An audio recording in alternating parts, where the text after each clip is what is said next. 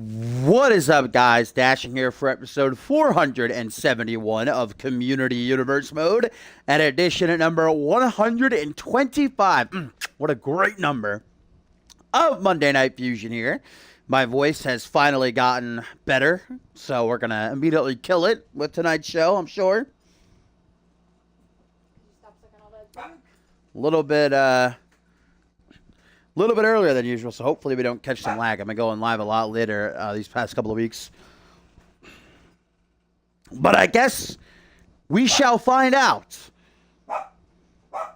What up, everybody? Ralph getting his cameo in here before we start.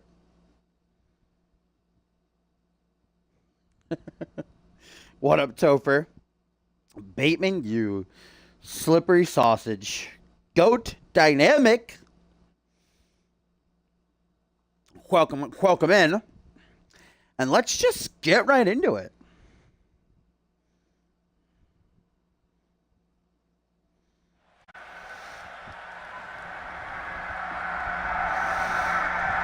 An action-packed card, as always, here in CMV. Is there a single show that isn't just delicious? This one is not the exception, as we are kicking off the first of two championship matches tonight. The United States title is set to be defended as this man, Bloody Justice, won an 8-man over-the-top rope battle royal match last week, eliminating, I think, 3 or maybe even 4 men in order to receive this shot. Of course, this is not the first time he'll be stepping into the ring with the champion, Alistair Knox. They fought twice before. Once one-on-one a couple of months ago. That's when Bloody Justice became a single superstar after Rise, of course, was released, and Justice actually gave Knox a run for his money, but it would be Knox in the end who would win. And then, of course, the triple threat at Dark Carnival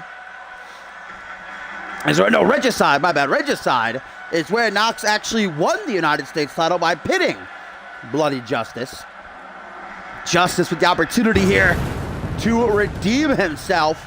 Of course, he knows that he's got a match at Homecoming, but he might be pulling double duty, guys, because remember, whomever is United States champion will send Fusion in the clash with the Genesis International champion, Dallas Steele. So if Justice wins here, he'll be pulling double duty because he's already a part of an 8-man tag that'll be kicking off Homecoming 3. Yo, what up, Gumball and Suntan?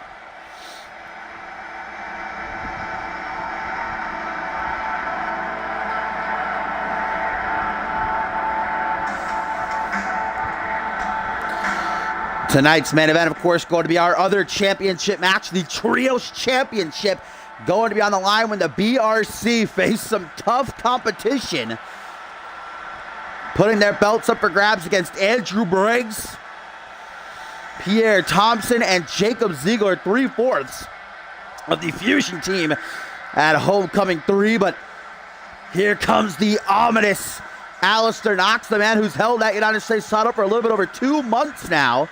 2 defenses under his belt so far. Will he make it 3 for 3 as Dallas Steele did last week on Genesis, defeating Markenthal to retain his title? And Alistair Knox versus Dallas Steele is a matchup that I would absolutely love to see. So honestly, I'm a bit biased. I hope that Knox wins here, but perhaps Bloody Justice will shock us all. You also got Paul Devine, guys, back in action for the first time since losing his title at Emergence. He takes on the pretty boy Pitbull, Perry Heenan, a first-time encounter between them, and Heenan with a lot to prove. Much more, of course. Our Homecoming 3 poster has been officially revealed, made by the one and only beautiful Topher, and his best poster by far. If you have not seen that, it's on our Twitter, our Discord, and our website. All 10 matches confirmed. It is perhaps one of the most stacked pay-per-views we have ever had. And we are going to find out who's going to the last pay-per-view of the year, one of our big 4. Represent this brand. United States Championship for grabs. Like I said, the past 2 times these two have fought, Alistair Knox has came out the better. But Bloody Justice, man, he pulled out all the stops in that Battle Royal last week. Definitely earned this opportunity, but can he follow through on it? As there the man stands. No Crow or Caleb Reed in his corner. He actually eliminated Crow in that battle royal last week. Led to an altercation between Bloody Justice and the Anarchists. Luckily, things got resolved. Caleb Reed was the voice of reason, able to keep things civil between them. Alistair Knox, of course, doesn't care anything about that. The only thing he cares about is retaining that championship and letting his message resonate. His message, of course, being that America is a disgusting pit of broken dreams. And that's why he made the championship colorless. He said that's what America does, sucks the color out of anybody who comes here looking for that American dream. Says it's a fallacy. It's not true. Knox, of course, even before being United States champion, former Rising Star and Anarchy champion, Knox only has I'd say 2-3 singles losses to his name, 3 tops. I can only think of 2. The one to I can actually only think of one, the one to Britt, but I know he lost one-on-one another time also. I just can't remember to who.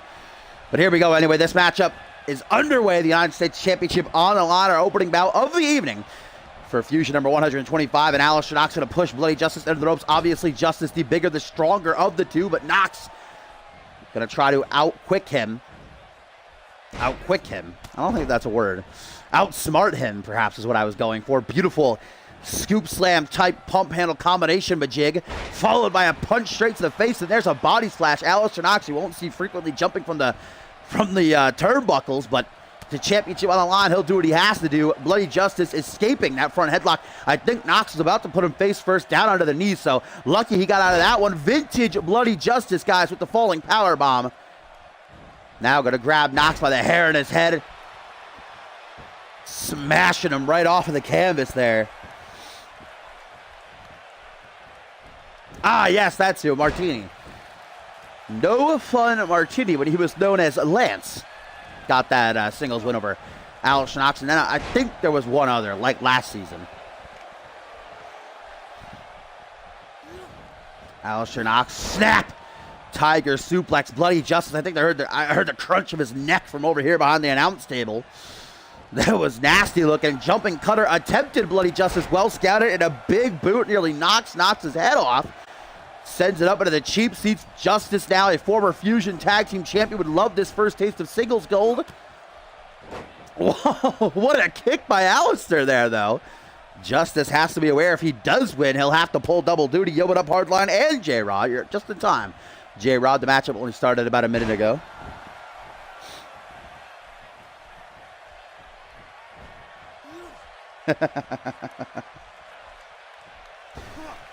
Caught up on the top rope. Nicely done by Alistair Knox, the United States champion, defending his title for the 3rd time here at the top of Fusion number 125. The winner of this will face international champion from Genesis, Dallas Steele.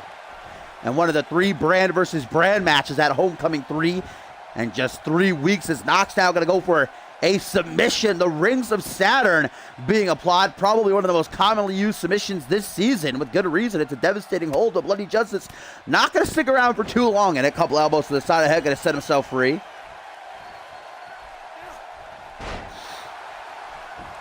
I'm pretty sure I just called it a dragon suplex.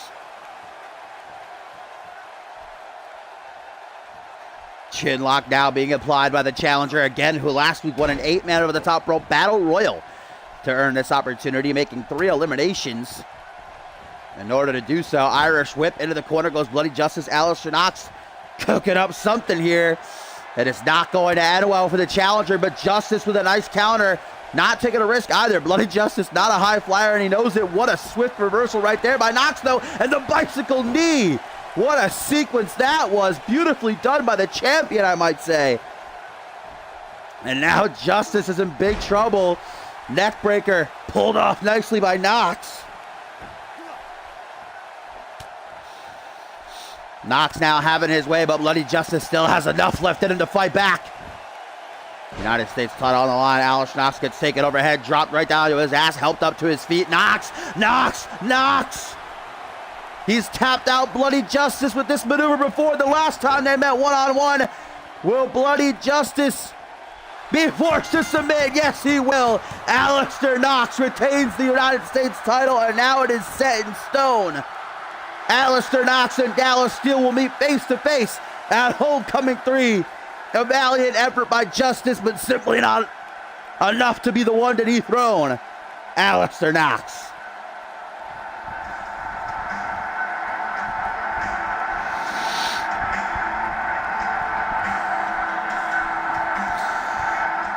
And there's what did it. Swiftly locks in. Censorship and bloody Justice. Nowhere to go, nowhere near the ropes. No choice but to tap out.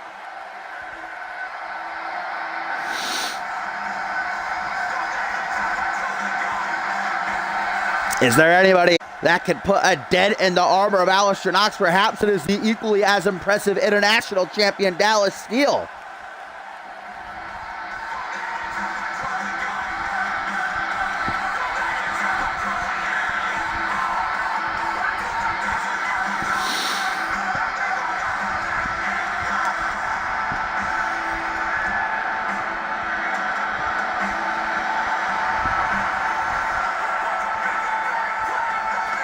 What up, ZX, my friend? Just in time to see Alistair Knox celebrating the defense of his United States title. And I think Alistair Knox may have just set a record. I can't recall. Maybe it's Xander Slate. I think Slate might have had 3 defenses, so he might be tied with Xander for the most defenses of the United States title. I'd have to check the record book.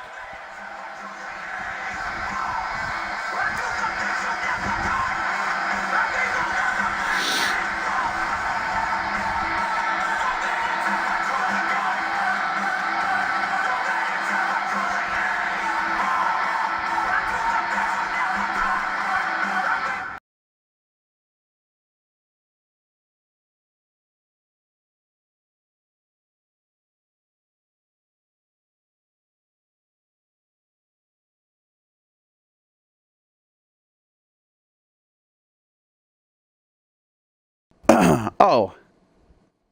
Wait, ZX, are you Brian Jacobson? Are you the guy that owns him? So I did not know that. If so, you've been coming in here for a while. No idea.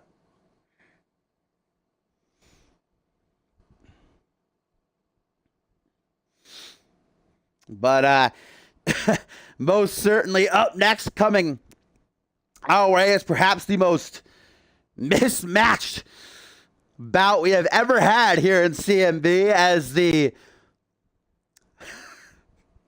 what was general manager Yuri Sokolov thinking? Does he want to kill King Matt?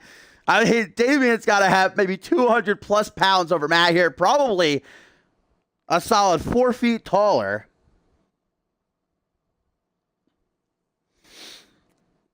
That's just his royal glow.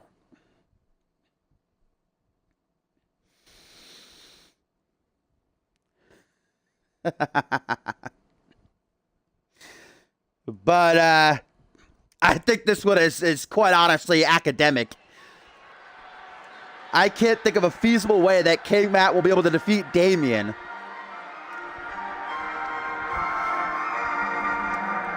If King Matt wins, I'll eat my own shorts. King Matt, of course, has been having himself a rough couple of months after not taking his medication, but having many hallucinations of ghouls and goblins the like. And that suffered him to take a loss last week to newcomer Prince Brent, who of course is in action later on. Jay Smith versus Prince Brent, but King Matt is here tonight, and though the odds are severely stacked against him, still showing up as he descends from the Royal Heights. What up, Diamond? You sweet, precious thing.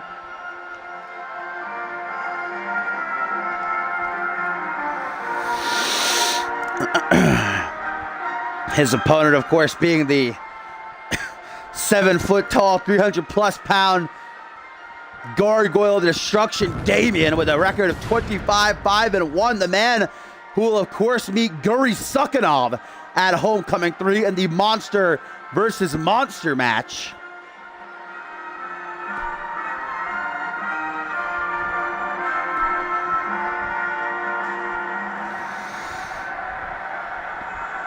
King Matt, former challenger for the light heavyweight championship, awaits his imminent doom. at the hands. I'll never forgive you, Diamond.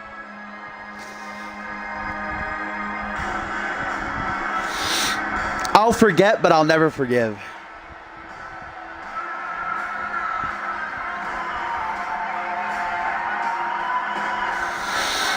This, of course, just our second matchup of the evening. A lot to get to. Up next, Harvey Hastings is in action as he takes on Sean Kent. Of course, Hastings looking for momentum, some much-needed momentum, as we are on the road to Homecoming 3, where, of course, he will join Paul Devine and undisputed champion Chris Diamond in a triple threat for the world title. Paul Devine also in action tonight, as I touched on. And Chris Diamond even here tonight. He'll be in the corner of Rob Cross when Cross takes on Chase Henderson. But look at the size of this man. And the CM Universe has certainly been a buzz all week long since the confirmation that it'll be Damian and Guri Sukhanov going one-on-one. The two biggest monsters we've ever had in CMV. Two of the most dominant monsters we've ever had in CMV. You know, Guri Sukhanov, over a year he's been in CMV. I think he only has a total of 5 singles losses. Both men are used to severely oversizing, being a whole lot bigger than their opponents. Well, that's not going to be the case come Homecoming 3. It's going to be an even match for the two of them. But right now, it is far from that. King Matt kind of just being fed to the goddamn. And we're going to get a handshake, though. King Matt's like, yep, I'm going to die. Might as well go out respectfully. Referee Murphy now going to ring the bell, and here we go. Damian, they're going to really, King Matt wins the test of strength into a side headlock, pushed off, though, by the big man. Rebounds this King Matt right into a headbutt to the chest, but it caved into his goddamn sternum already, right out of the gate. Brought up to a vertical base and a suplex, going to bring him overhead. Damian and let King Matt have just a little bit of fun before he destroys him. Cross-legged fisherman buster now by the Gargoyle of Destruction, the voted newcomer of the year.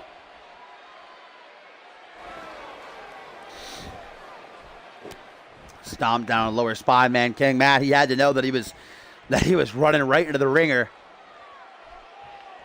That he was free diving into the shark's mouth here. Stalls the suplex attempt, though. Never count out King Matt is what I've learned in my days. Now, I didn't give him a chance to beat Bloody Justice some weeks ago, and he did that, so. Ooh, goes for another headbutt. Double chops to the chest. Actually takes Damian off his feet, and now a head scissors. Now, Damian's not going to stay around in that for very long. Reverse DDT down onto the knee, and Damian just having a bit of fun. It's like he's playing with his food almost. Someone better get Pandora in there, tell him to stop playing around. He's got to eat his King Mats. Vertical suplex again by the gargantuan monster who has made Fusion his playground this season. Choke slam, and that alone might be enough to do it. We might not even need a virus slam.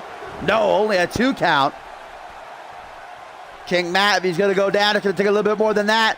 Damian says, no problem, fam. I got you. As he lines up the shot, King Matt to his feet, unaware of what lurks behind. But he counters. He counters the virus slam. King Matt, the freaking GOAT. Out onto the apron, though, whatever he went for, countered by Damian. But King Matt now back into the ring. King Matt, King Matt, King Matt. Oh, took his shot, and it backfired big time.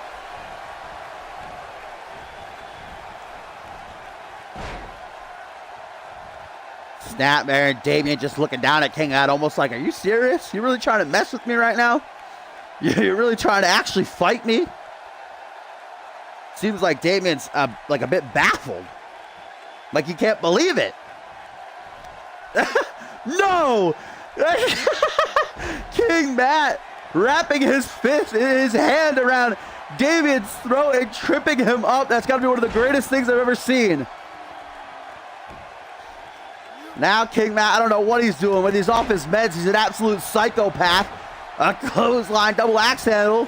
Dodges the clothesline, roll through, kick to the side of the head. Damian is reeling. Now King Matt taunting the big man. Like this, all you got. Back elbow, CCS lariat. Boot to the skull, super kick. Ducks it though, does Damien, charges him right into a rotation neckbreaker. This is one of the greatest matches I've ever seen in my days. Match of the year right here, just call it. We don't even need a winner. Hook to the side of the head. Damien goes tumbling down to the outside.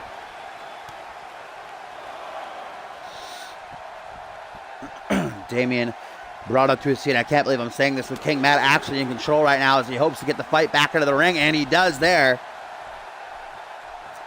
Up on the one knee, and it's hilarious. I think Damien might actually be taller than King Matt, but he's down on one knee. I don't know how that clothesline connected. It barely did. Damien fell forward. Caught with that neckbreaker, though.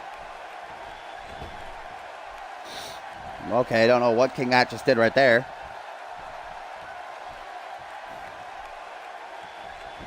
Now going to go for a lateral press. Desperation pin surely by King Matt here, who has his, hands on his hips. Yeah, where's the Kent bros? They should be backing up Damien. Well, Sean Kent's in action up next. Ryan out here tonight. Wherever he may be. We haven't seen him in a couple of weeks with a cross-legged fisherman buster again by Damien in this matchup. Finally gets the upper hand. And King Matt might have just broke his back. Damien says, enough is enough. No more playing around. See if he can get it this time. Wraps that big meaty claw around the base of King Matt's skull. Virus slam connecting. That might be a rope break, though. Yeah, it will be. Come on, Damien. You should have done better than that. Oh, boy. Now King Matt has a chance to come back somehow, already back to his feet. And King Matt just like it ain't no thing but a chicken wing. Like this matchup is going exactly how he wants it to. Nonchalant. Oh my God. King Matt is locking in the rings of Saturn. He can barely get it. His hand is literally inside of Damien's chest right now. There's no way he can tap him out, right? No, Damien's going to break free. He barely had it held in there. Damien, thankfully, arises to his feet, but King Matt gonna catch the kick to the midsection and now locks in a modified STF here. Look at, he doesn't even have it. He can't even get his arms all the way around Damien there. He didn't even have that locked in. Damien easily escaping. Now at a seated position, and now Damien deciding to try his hand at a submission. And like an abdominal stretch. I always say abdominal. This is not the place that King Matt wants to be right now. Damien Damien doesn't even have this fully locked in. These guys do not know how to apply submissions. They should probably stop. 1, 2, just a 2 count by Damien, who's now realizing he can't play around anymore. Actually trying to finish King Matt, but finding it hard to do so. Dear Lord Almighty, King Matt, what are you doing? King Matt treating this like it's a walk in the park. Like Damien ain't no thing. Up against the ropes. King Matt goes for a hook to the jaw. Damien says, nah. Overhand punch. Super effective choke slam. Or choke bomb, rather. And David now going to pick up some steam. Dropping a bow right down onto the chest of King Matt. And Damien with frequent pit. Oh, okay. Off the elbow drop from the big man. I mean, that's 300 plus pounds crashing down onto your chest, so not that surprising. Maybe a new finisher in the works for Damien, and a jumping elbow drop. It's super effective.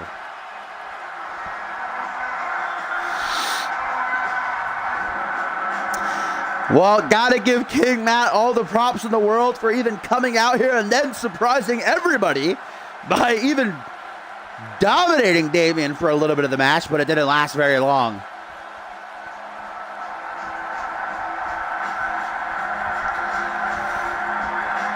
Massive elbow drop. Rebounding off the ropes, and Damien is victorious on the build to Homecoming 3, where he faces a man who's much more his size. And the Russian Ogre, Guri Sukhanov, that monster versus monster match. Hopefully the ring will be reinforced.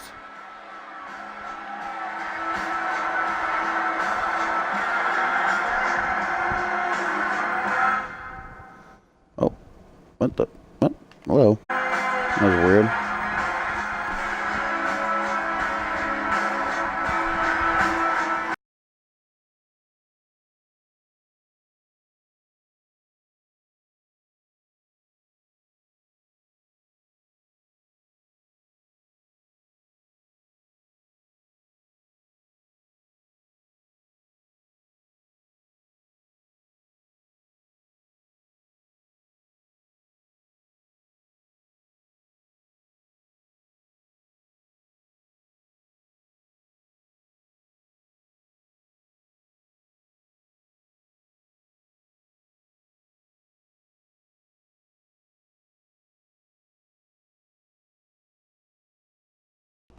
All right, guys, up next, our third matchup of the evening for Fusion number 125, and still a lot to get to. Up next, Perry Heaton with the opportunity of a lifetime, without a doubt the biggest match of his career, taking on former 5-time world champion Paul Devine, who of course is in action for the first time since losing his title at Emergence when Chris Diamond cashed in.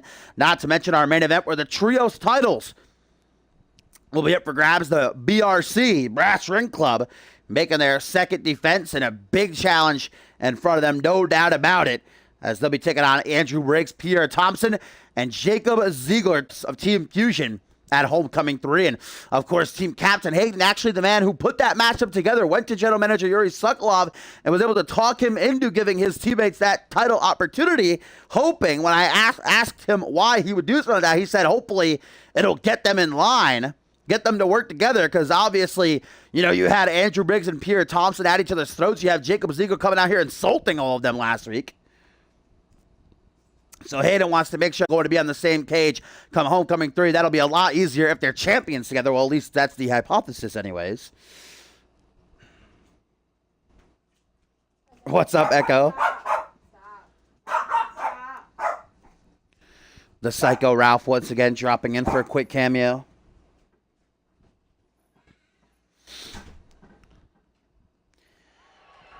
So, guys, one-on-one action as the third component of that world title match at Homecoming 3. Harvey Hastings is in action. Hastings coming off of that press conference last week where he got very, very serious. Not that he's usually silly, but you could tell that he was 100% like, don't fuck with me right now, saying that he's not getting pushed down and being skipped up for opportunities because he's foreign or this, that, and the other thing. He said it's because he's a cruiserweight. He said, look through the history of CMV and you're going to find little to no one, cruiserweights who actually were world champions, who made something of themselves, except for Hayden would be the prime example. But Harvey Hastings curiously completely ignored that fact, trying to obviously strengthen his argument. But he said that come Homecoming 3 when he wins the world title and kills Diamond and Paul Devine, he will prove that cruiserweights rule the world.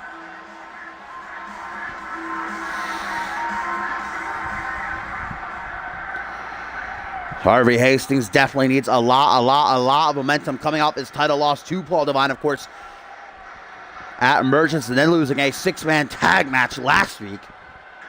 He does have the rest of the Global Offensive, Nikolai Ivanovich and Masao Yun backing him up as he is set to take on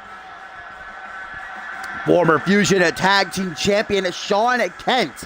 Last time we saw Kent in action a couple of weeks ago, he took a loss to Jacob Ziegler. So now Sean is pining for a victory himself. This is not.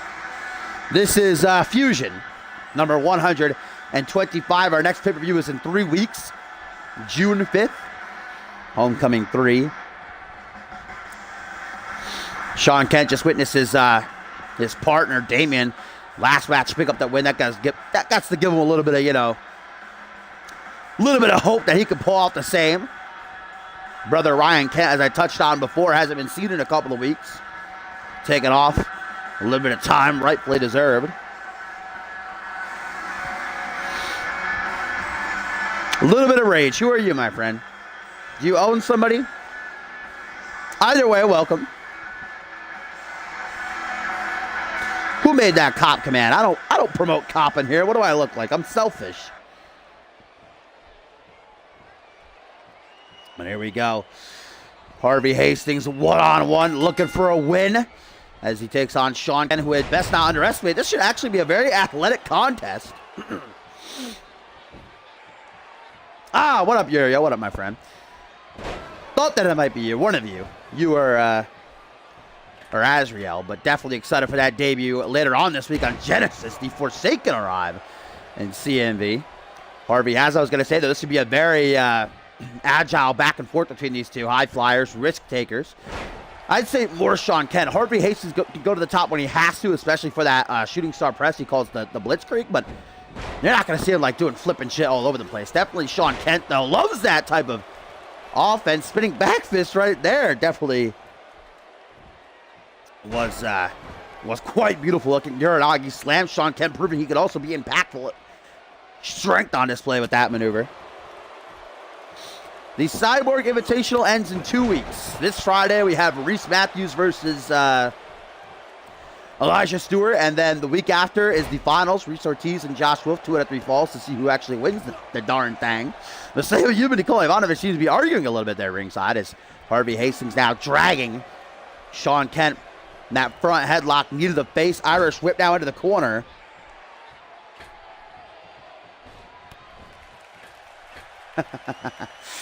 Off the top rope. Oh! Sean Kent with a stunner off of the top rope. That was awesome. See, Sean Kent, man, he can make him. He could be something big one day. I'm telling you. A hell of a competitor. Ooh, nasty ass. Fucking double underhook. What's that? I don't know what to call that. Chicken wing. No, not a chicken wing. Yes, chicken wing. I'm not sure. Chicken wing gutbuster, maybe? Could not tell you. Whatever it was beautiful. Snapmare now. Yo, what up, Brooklyn Prodigy? This is the third matchup of the evening. You have not missed your match. Look at Nikola Ivanovic celebrating over there. A little bit early. Harvey Hastings ain't doing so well right now. Yo, what up, Luke DeBoss, my friend? You're Azriel, right? If I am correct. But, Brooklyn, your matchup is not the next one, but the one after that. Tertiary main event. Jay Smith and bam! Prince Brett going at it. A hell of a curb stomp. Actually sends Harvey Hastings to the outside. Sean Kent being held back by referee Murphy. Wants to go deal more damage. That gave Harvey the time he needed to recuperate. Right back into the frying pan.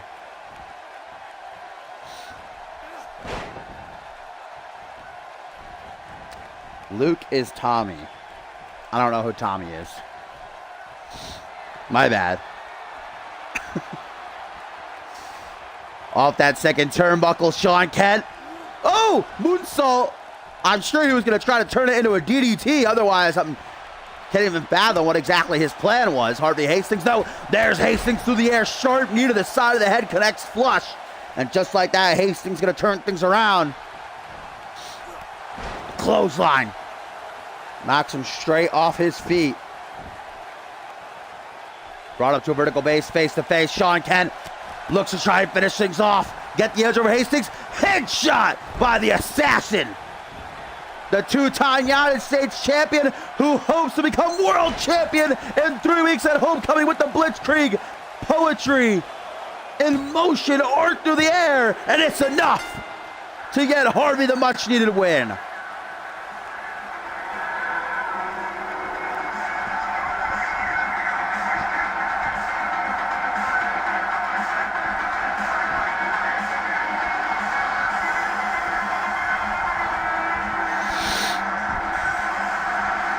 Slick combination brought together nicely by Hastings there at the end. The headshot immediately followed by the Blitzkrieg is enough to put Sean Kent down for the 3 count.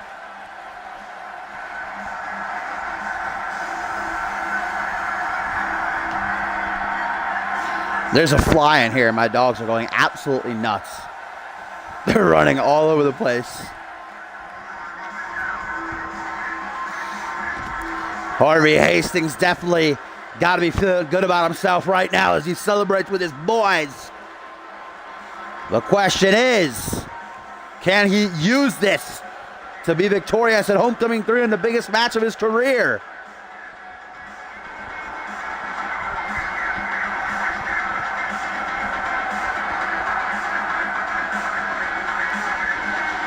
If I were Sean Kent, I'd get the hell out of there because Global Offensive known to attack people after matches, so.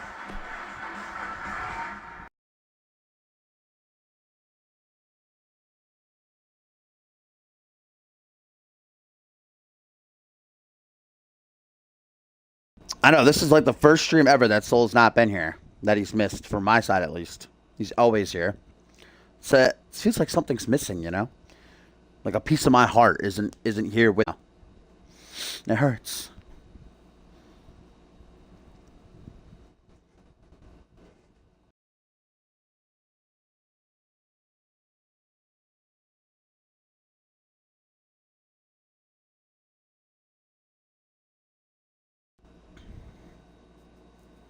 All right, guys, up next, it is our fourth matchup of the evening, and it is a big one in the career of Perry Heaton, who asked for this opportunity a couple of weeks ago. He actually went to general manager Yuri Sokolov and asked to be put on Team Fusion at Homecoming 3. Yuri saying that's not up to me, Hayden, but if it was up to me, I don't think that I would give you the opportunity because I don't think you're exactly up to task. And Perry Heaton said, how could you say that? I'm a former Anarchy champion. I only have one loss to my locally. I've only been beaten once one-on-one. But Perry Heaton said, fine, if you want to doubt me, I'll prove myself. He started well enough last week, knocking off 1/3 of the trio. That was 2 weeks ago, actually, knocking off 1/3 of the trio's champions and flashy. And then tonight, last week, he said, I want a bigger challenge. I want someone who's been world champion. I want someone who's been to the top. I want to beat them and prove that I can be there as well. And so Yuri Sokolov definitely giving him quite the challenge in the 5-time and perhaps soon to be 6-time record-setting undisputed champion, baby, Paul Devine. What up, Alvius?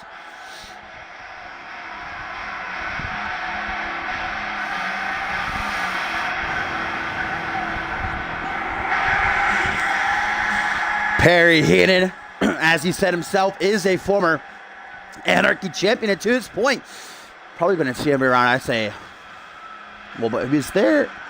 Debuted around Purgatory. So about nearly a year. Because Purgatory is just a couple of weeks away. A couple of months away, I should say. Don't get excited. Homecoming 3 is a couple of weeks away. So nearly a year. Perry Heaton has been a part of CMV. Only one singles loss to his name. That was to Logan Hale earlier this season. Of course, Hale hasn't been seen since. Perhaps Heaton murdered him in a back alley, disposed of the body so that nobody would remember that. Oh, the pretty boy Pitbull, though. I've always been a fan. And I could definitely see him being at the top. He already thinks he's at the top. This could be a future world champion, though. I would not doubt it. And it all starts here tonight. If he could defeat Paul Devine, it would be the biggest win of his career. Paul Devine is feeling some type of way and feeling like he's got to prove himself because, of course, you know, Devine's still unbeaten in singles action for, when did we figure? It was the Tag Team Cup. He lost to Pierre Thompson one-on-one. That was the last time he lost a one-on-one match. Because, I mean, I guess you could consider that no Money in the Bank cash-in, but I feel like, in a way, that was a handicap. I mean, technically it was a one-on-one, so I guess you could say that, but he had already gone through the match with Harvey Hastings. You know, Chris Diamond took advantage, and that is his right, of course, with the Money in the Bank briefcase, but a fresh Paul Devine, at his best, is a nearly impossible man to defeat.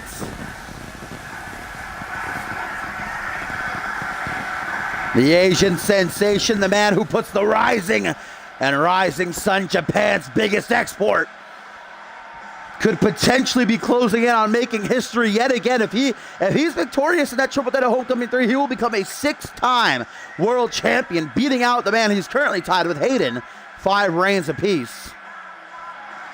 Devine's last reign, that was ended at Emergence by Diamond, lasted about 2 months. It was his longest reign and definitely his most dominant as well.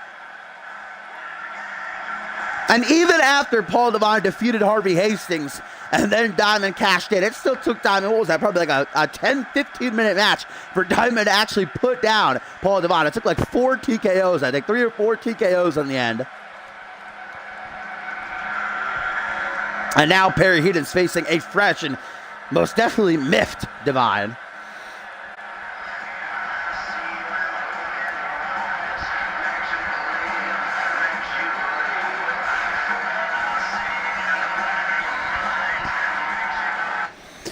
So here we go, a big match for Perry Heaton, and in a way, a big match for Paul Devine. His first time back since losing the title. You know he wants to win on the route to Homecoming 3, but right out of the gate, wow, what a sequence immediately as the match starts. Heaton went for like a Uranagi or something. Devine counters into a beautiful dragon suplex.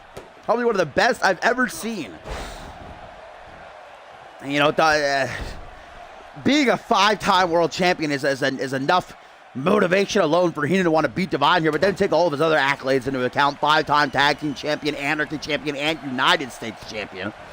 Paul Devine definitely has his spot one day in the Hall of Fame, but for now, he is still looking to get to the top once again. Perry Heenan, though, bulldozing over him. He's young, he's hungry, and he wants to prove Yuri Sokolov wrong, that he is ready for that next step into the limelight, into the main event scene. Woo! Nice swinging neck breaker right there. Devine's first reign lasted 2 months. I think actually a month and 3 weeks, because then he lost it to Reese on a fusion. So let's round up. Let's say 2 months. His second reign lasted only 5 minutes. Schmitty beat him, of course, at Ascendance. His third reign lasted about a month and a half, and then this last one lasted 2 months. So never very long reigns for Devine. Something always happens. He always ends up getting unlucky. You know, first it was, of course, his protege, Reese Matthews, beating him unexpectedly. Then it was Schmitty, technically cashing in a way. He was the GM at the time, so forced the match to happen. And then he got screwed inside the Elimination Chamber, and then Diamond cashing in. Something always happens to Paul to bring his reigns to a short end. Right now, though, Perry Heaton is in firm control over the Asian sensation, showing off some power as he slams him into the canvas there. Another swinging neck breaker by the pretty boy Pitbull. And Perry Heaton actually telling Paul Devine, come on, old timer. Come on, motherfucker. That's all you got. Get your ass up. Came out here for a fight, did Perry Heaton. And now, Perry Heaton looking at hashtag making a win tonight, baby. What up, Soul? Yes, you just missed it. We were about to say a stream without Soul. It'd be a stream without my soul. But you did.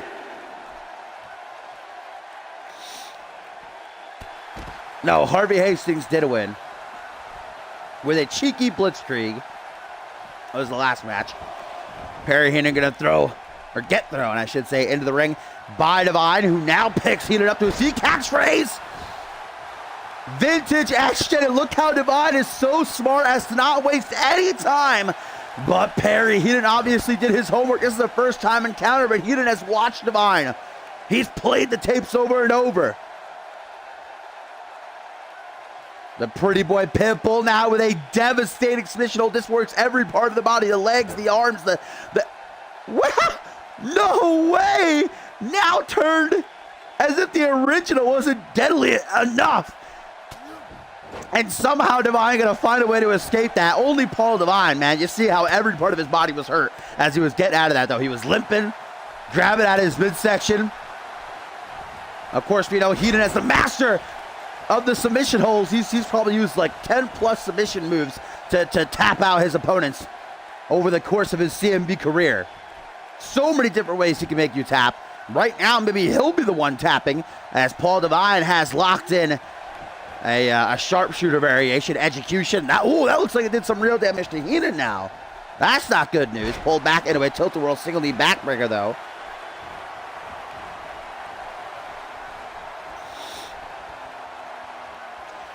Paul Devine using the ropes to pull himself back up, and Perry Heaton's waiting for him back out of the ring with a thunderous belly-to-belly suplex. You know, one of the points that Heaton touched on is that he tapped out the number one contender to the world title. He tapped out Harvey Hastings, was it 3-4 times in a single month? Heaton said, why wasn't I number one contender? And he's got an argument there. It's hard to debate with him, to disagree. But right now, timestamp, just as Heaton was getting going, Paul Devine gonna try to shut him down. European uppercut though. Heenan feels the match slipping away from him, does not want to let it. Spinning side slam, drop down onto the knee. Perry Heenan feeling real good about himself after that. Impressed. Taking a moment to reflect on his own abilities. Tries for a pin, only a 1 count. He better get used to that. You know, Paul Devine has tapped out very few times over his career, but he has tapped out before. Ooh, nice flatliner, downward spiral. And I think Devine did counter Perry Heenan's finishing maneuver. I think Heenan attempted it. I don't know what, because like I said, he uses so many different submissions to tap out his opponents. You really never know what's coming.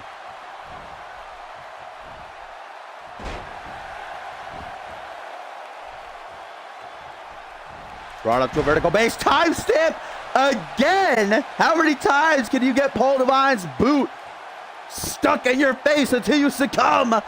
As there is no reversal this time from the pretty boy Pitbull. Divine intervention. And the Asian sensation. I was about to say it. That's not a rope break. If that's not a rope break. Oh, but Paul Devine says, no, mind ya. The 24th punch. And what? Heenan? How do you no-sell that? Heenan just got divine intervention and then a 24th punch was busted open and completely no-sold it. The fucking tank, Perry Heenan, like it ain't no thing but a chicken wang. What a boss. Taking it in stride, baby. Divine, though, fights back to control. Wow, nasty elbow to the side of the head right there. Irish whip by Heenan puts Divine in the corner. Up from behind. And what possibly could Heenan be going for here? And it's not going to end well for Paul Devine. Looks like a buckle bomb. I've not seen one of those since the Jacob Ziegler match last season. The back of Paul Devine just ricocheting off that top turnbuckle. Devine got to be feeling so much pain in his back right now. That's going to become a target for Perry Heenan, who now lines up his shot. Divine counted it earlier with the pretty boy Pitbull. The master lock. No, wait. Surprise butt sex. Into the pin. 1, 2. No, just a 2 count. I forgot. I remembered he tapped out Flashy with a master lock. But went for a master lock slam there, I guess, or buster. Good old surprise butt sex. A CMV classic. Big Marco fan. Perry Heenan, even though that wasn't enough to get him the win, gonna try to stay in the driver's seat, keep the pressure on. Irish whips Divine into the corner once again. Slowly approaches him as blood trickles down his forehead. Nice catch, though, by Divine into a gut-wrench suplex. Divine fixes his wee trousers, takes a deep breath. Like a shark in the water, he smells the blood. Perry Heenan desperately looking for refuge in the corner. He's not going to find it, though, paying homage to Hayden with this running knee in the corner. Right to the side of the head, going to flatten him like a pancake, hooks the leg. 1, 2, the Divine classic, though. It is not. I should have said Hayden classic, was what I'm going to say. Not going to be enough to get the uno, the dos, and the tres, but now Divine getting methodical. Now Divine's getting nasty, pinning down that arm, stomping right on the wrist so that Perry Heenan can't even lock in his submission holds. A 3rd time stamp. No pinfall attempt this time, no wasted, and Perry Heenan is bleeding like a stuffed pig. Donning that proverbial crimson mask is Perry Heenan. I don't even know if he's aware of his surroundings. I don't even know if he can see right now, but still he fights, still he digs down deep at the pretty boy Pitbull. Walked right into a 24th punch. That was glorious. He ain't getting up that time. 1, 2. Are you kidding me? Divine can't believe it. I think we all underestimated Perry Heenan in this situation, guys. Holy shit. The former Anarchy champion, absolutely covered in blood, just kicked out of a second 24th punch. And now Heenan. Fireman's carry dropped into a sidewalk slam. Giving Heenan all the props in the world as now he goes for that leg of Divine, saying no more timestamps for you, brother. Turning that shit into hamburger meat. And now Perry, I don't know if he's going over exactly what he wants to do next, or if he's just concussed and has no idea where he is. Perry Heenan continues to watch on as Divine uses the ropes to get back up to his feet. Now Heenan closes in, says, you get up when I tell you to. And Heenan with the master lock, but that's going to be a rope break. Terrible ring positioning by Heenan. Luckily, he's able to stay in control. Divine turns around, only to be caught up in a chicken wing. Trying to wear down the arms further. Heenan definitely fucked up there, though. He might have had an actual opportunity to win. Big side slam this time into the pin. Heenan hopes and prays it'll be enough, but it will not. That's Paul Divine we're talking about. The most resilient man in all of CMV. Oh, I thought that was another time step. Instead, switching it up a bit to get a high knee. That's not good for Heenan, of course. Still, though, Heenan shakes the cobwebs back to his feet. Short arm shoulder block. There is no quitting this kid. This is the third or fourth time he's hit this in this match. These slams are going to start mounting up, man. That does big damage. Perry Heenan knows it. An absolute warrior is a Pretty Boy Pitbull. And again, man, what kind of condition is Divine going to be in to compete at Homecoming 3? He's being turned into fucking slop at the hands of Heenan. Another buckle bomb into the pin immediately. 1, 2, just a 2 count. Hands on top of his head. Perry Heenan beginning to question if there's anything he could do to finish off Paul Divine, but there is. This time he's clear of the ropes. If he can lock in the master lock, Paul Divine might be forced to submit, but Divine knows it.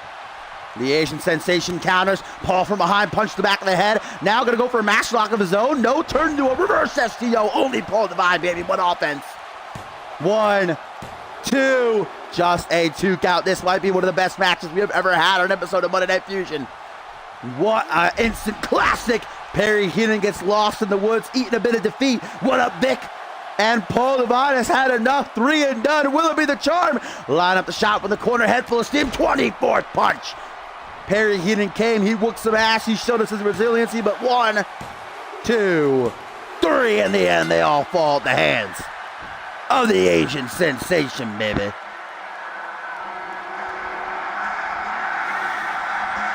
What a matchup. I don't know about you guys. Perry Heenan made out of one, but he proved to me that he belongs in the upper echelon here in Fusion. He proved to me that he deserves a shot at the main event scene. Ultimately, it's up to General Manager Yuri Sokolov if he was as impressed.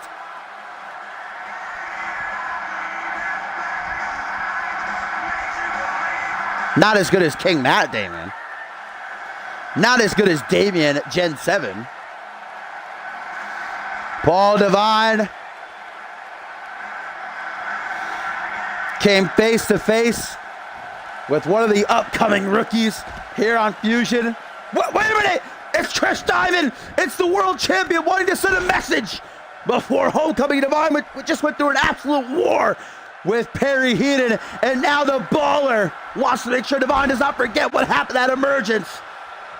TKO, but that's not enough. The baller lines up his shot. Divine has no idea where he is. The Breaking Neck Foundation. A phenomenal matchup, tainted at the end as Paul Divine was celebrated, and Diamond now just laughs methodically. Point sent.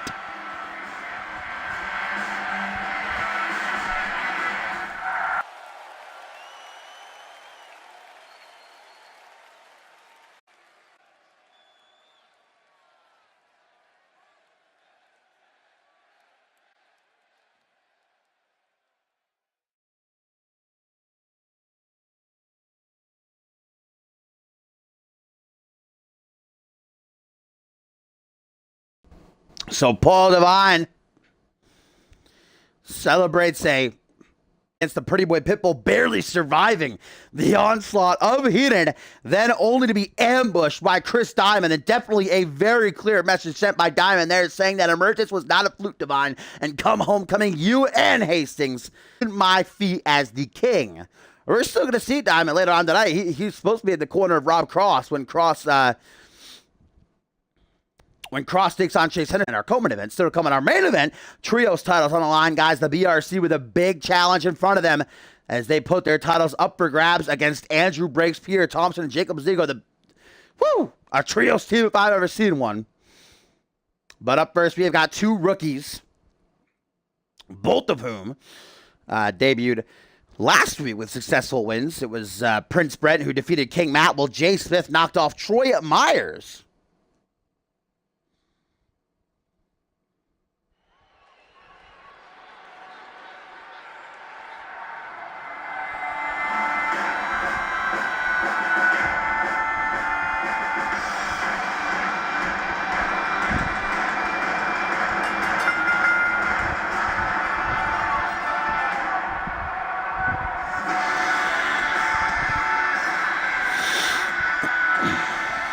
Tonight, these two superstars, though, one of them is going to be taking that L.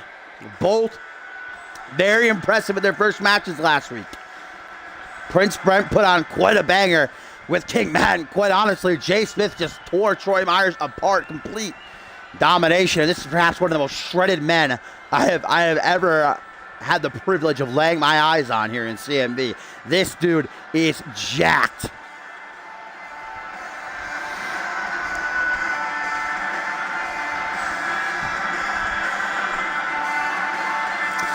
Prince Brent going to have to look to use his unorthodox style and speed against the raw power of Jay Smith here.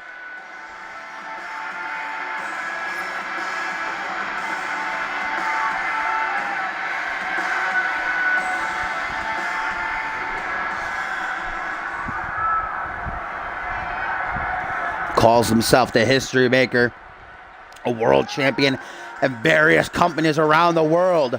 Jay Smith now makes CMV and Fusion his home. Looks to set some records here as well. One of these guys about to go 2-0, the other tasting the sharp, the stinging of defeat.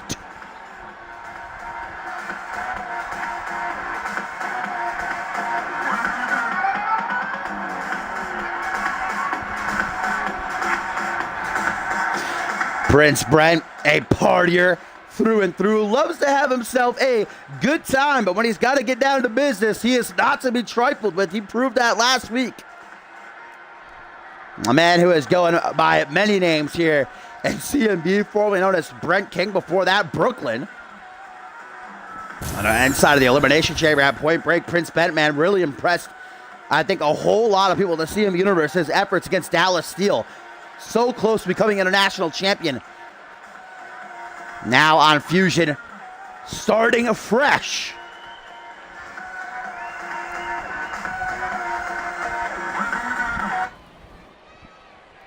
Just pop your head out, Echo, and go, let's not kill each other. Let's watch CMV. Put it on a big projector out in the desert. Sit back. Jerk each other off. Have a good time. As Prince Brent. Wow, okay, Prince Brent.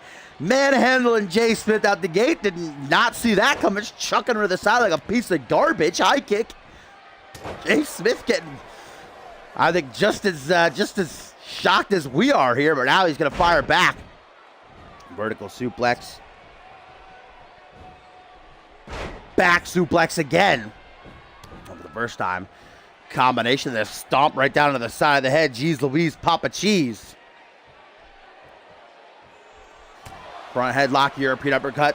Prince Brent gonna stagger a little bit. Irish whip, rebounds, catches him. Nope, does chest bump, showing good sportsmanship. Two newcomers to the Fusion landscape. Oh, sunset flip, powerbomb to the outside. And look at Jay Smith grabbing at his lower back, writhing in agony. That did not feel good. He's letting us know it. Able to dodge that enziguri just in the nick of time. Now goes for something. I don't know what. Maybe an inverted atomic drop to a bulldog, though. Nice counter by Prince Brent. You got to watch that count. Referee Murphy already at 3. Couple of elbow drops, lower back. Seems to have made a target. Has Prince Brent. Now stomping out of the midsection, right down to the gut of Jay Smith, the history maker. Kick to the midsection. Oh, this is not going to end well for Jay Smith. Oh, thank God he turned into a powerbomb. Still hurts, but if that would have been a pile driver, whoa, could have been a quick career here in CMV.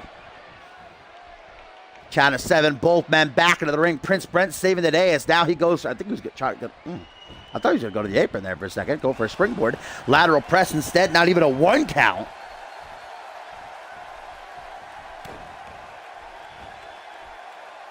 Pump panel set up now by Prince Brent. Driver! Right down onto the neck. And of course, you got to know a neck injury is one of the most severe and dangerous in wrestling, along with a back injury, I'd say. Got to protect your neck. Snapmare, Jay Smith back in the ring, looking to overpower Prince Brent and keep him down as he targets the arm. And that is just that's gonna hurt a lot. Yeah, Prince Brent wants to get the hell out of there. He might not tap, but doesn't want to stick around. The damage will keep multiplying. It seems like it's already hurting him a bit. Another pump handle. Counter that time by Jay Smith into a hip toss. Now a pinpoint knee drop set up by Smith and expertly executed right on target. Yeah, Tiki Ball had like 2 matches in CMV on 16, I do believe. Way back when. Brief stint, but he was here. European uppercut. Irish whip now into the corner. Oh, nice elbow to reverse. Whatever Smith went for, but takes it right back. Enziguri that time. Gonna connect flush.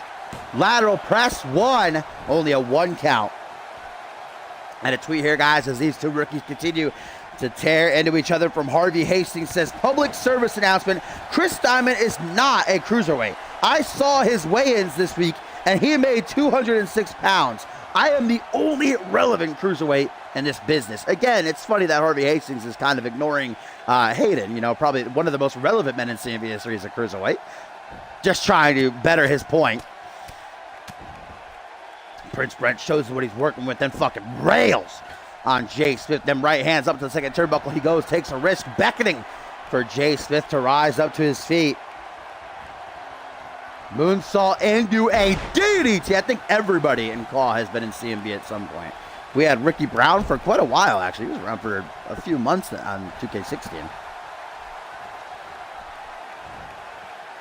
Oh, there's the strength of Jay Smith. A standing belly-to-belly suplex. Now has his eyes on target. Oh! Woo! That reversal was too slick. That is one of the greatest reversals I've ever seen at the end of days. And now Jay Smith is in big trouble. The roll through modified Rings of Saturn by Prince Brent. Will he force Jay Smith to submit here on Monday Night Fusion number 125? No. Couple of knees to the side of the head. 3 in total set him free. Counter into a hip toss that time, man. And Prince Brent got to be feeling himself. Tells Jay Smith to suck it. Suck up my wang dang. Yo, what up, Hellish? Welcome, welcome, welcome, my friend. Good to have you. Tertiary main event. Still a lot to get to, though. Got Rob Cross taking on Chase Henderson up next. The trios titles on the line in our main event. BRC defending against Briggs, Thompson, and Ziegler. As now Jay Smith reciprocates, tells Prince Brent to suck it. This has now become a suck it match. Shoulder block again. Just bulldoze over Prince Brent. Nice reversal, though, by Brent. Doesn't realize that Jay Smith hung on now to the top rope. Double axe handle from the high rent district. Cutting Prince Brent down to size. Jay Smith is not done. This isn't going to end well for Brent, guys. Watch out, referee Murphy. You've yet to take a bump. Irish whip Prince Brent. They're looking to reverse. Oh, that hurt me. Oh, no. I heard the crack of the ribs from ringside. Dear Lord Almighty, gonna be feeling that for weeks to come. Wait a minute, what? Oh, wait. Wow! Neutralizer! Hit with such impact, it nearly sent Murphy tumbling off his feet. Not enough to get the job done, though. Tried to switch it up. Didn't work in his favor. Now Jay Smith calling. Whoa! Springboard stunner. We actually saw that in Jay Smith's debut last week. Simply beautiful looking. Doesn't keep Prince Brent down for very long. Now Brent tossed up over the shoulder. Snake Eyes face first off that top turnbuckle. These two rookies battling to remain unbeaten. Both debuting last week with some great wins, but only one of them continued to be victorious tonight. Elbow lifted up to the chest. And Prince Brent again is on the hunt as Jay Smith rises to his feet, catches the boot. This time he saw it coming. Instincts kicking in. Vintage 2K, just gonna randomly pause. Love that bug. But we have another tweet here, guys, from Harvey Hastings that says, Dashing is full of shit. There's no way Hayden is a cruiserweight. Give me his weigh-ins right this second. Hayden is most definitely a cruiserweight. He's one of the smallest men in all of CMV. He always has been. Me thinks Harvey Hastings a bit salty. Harvey, I'm not afraid of you, all right? Don't come talking shit to me on social media, fam. Please don't hurt me, though.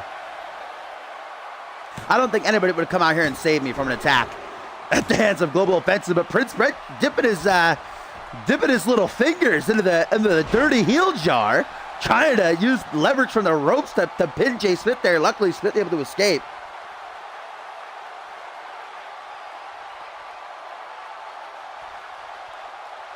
Yeah, 3 weeks away from Homecoming 3, June the 5th. It will fall on. All 10 matches announced. It is going to be one of the biggest pay-per-view cards of all time. A blockbuster event and a spear countered by Jay Smith. Man, that is quick thinking. Those reflexes are off the charts by Smith. Now goes for a hook to the jaw. Countered by Prince Brent. How about these two? Super kick. This has been a banger. Oh, and this time Prince Brent ain't playing around. Again, Jay Smith gets caught up in the modified rings of Saturn. He might have no choice but to submit, or can he escape again? Can he manage to find a way? No, Jay Smith is forced to tap. Prince Brent can't even stand to his feet after getting the win, collapsing down to one knee. What an effort by both competitors. A great matchup. Neither should be ashamed, but it is Prince Brent who goes to 2-0. Great win by No, wait a minute. Prince Brent, come on, the match is over. You won, Brent. There's no need for this. Post-match attack, and this is completely unnecessary. It was a great, respectful bout, and Prince Brent just ruined that. Making sure the Fusion roster is put on.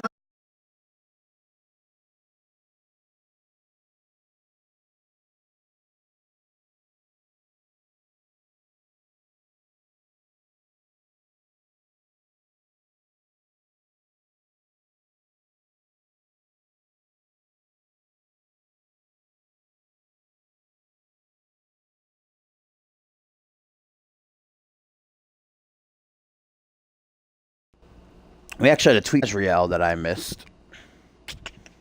Where is that? Right here, guys. Azrael tweeted out. That's Boa Azrael, not the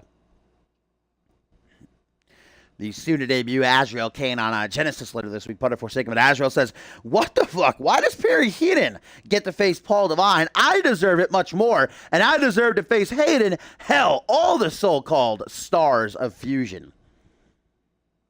Seems like Azrael a bit jealous of his former tag team partner getting that shot at Devine. Devine was able to beat Heenan earlier tonight after a fantastic bout. And then, of course, Chris Diamond would attack once again, catching the Asian since time ago.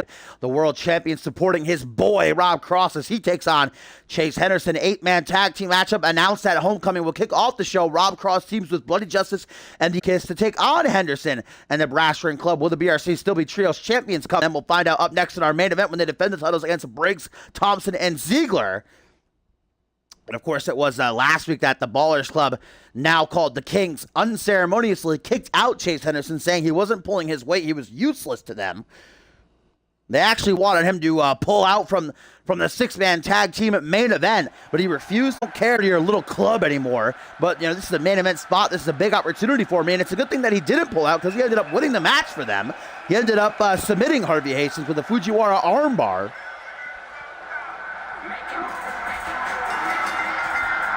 Yo, what up, Noah? Co-main event time here on Fusion number 125, and here come the Kings. Undisputed champion Chris Diamond, who already showed his face earlier tonight, ambushing Paul Devine after his match and leaving him motionless in the middle of the ring. Now it's time to cheer on his brother from another mother. Rob Cross looking for some momentum heading into Homecoming 3. He actually tweeted out saying he doesn't like being put in this 8-man tag team matchup. Feels as though he's a stepping stone, but no mind, I will prove everyone wrong.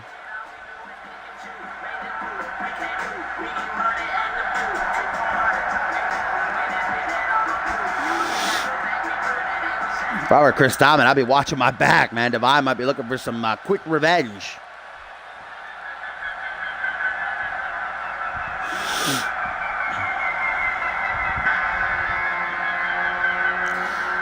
And here comes the chosen one, as he refers to himself, Chase Henderson.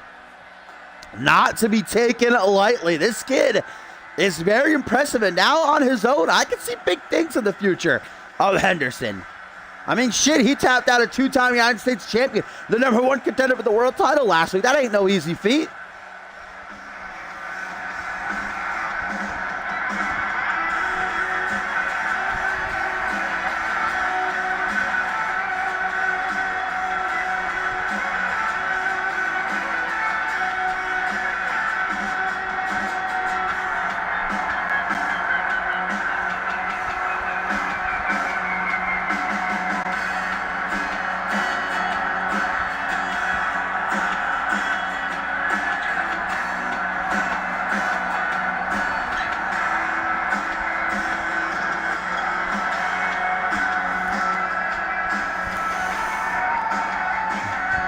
This is our co-main event on Monday Night Fusion number 125, guys. Still to come in our main event. Up next, the trios titles will be decided already tonight.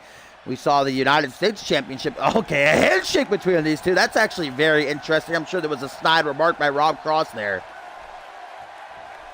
Only accepted that handshake to say something about Chase Henderson's mama to him. Tried to get into his head before this match starts. Now takes him down with a Meteora as soon as the bell rings. Certainly a great night of action so far, as Rob Cross in WGW, a very decorated champion. 3-time light heavyweight champion, hybrid champion, but here in CMV, he has yet to collect any accolades, unlike his ally, Chris Diamond.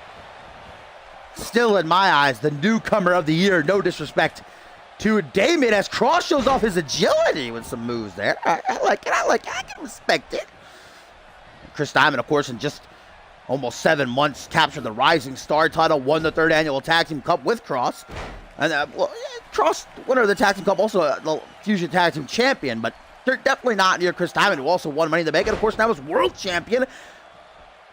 Taking a page out of Chris Andrews' book right there, baby, with a little bit of a cliffhanger. Now up to the top row. Jesus Christ, Rob Cross is impressing me right now. That came to an end. Goes for an elbow drop. Chase Henderson moves right out of the way. Well, Paul Devine's not black, so that's an interesting observation there. Obvious. Handshakes are a sign of disrespect in CMV. It's true. Especially this season. I mean, you can't really get a good shot of it, but Chase Henderson right now has mounted Rob Cross and is laying into him with these left hands and elbows. Now brings him up to his seat, looks to toss him back in the ring, but Rob Cross counters with an arm drag, high kick to the side of the head, now Irish whip. The matchup is saved. We haven't had I don't want to jinx it, we haven't had a count out on Fusion in quite a while, though. I'm going to jinx it. Oh! Oh, shit! Rob Cross throwing caution to the wind with that crossbody on the apron. That was pretty. No sexy. Oh my God, is he gonna do it again?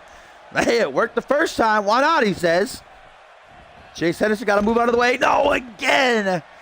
Oh, that's all the way to Rob Cross, down across your chest and sternum, and then also your back just crunching off the metal that lies beneath the apron. Oh my God, don't tell me he's going to do it a third time. Cross, come on. Murphy, get some control, man. This is ridiculous. A third time with the crossbody on the apron, and Chase Henderson every time goes completely limp like a wet spaghetti noodle. Referee Murphy's got to do something about this. He might have to throw up the X. He might have to call the match. Chase is unresponsive. Cross-legged fisherman buster.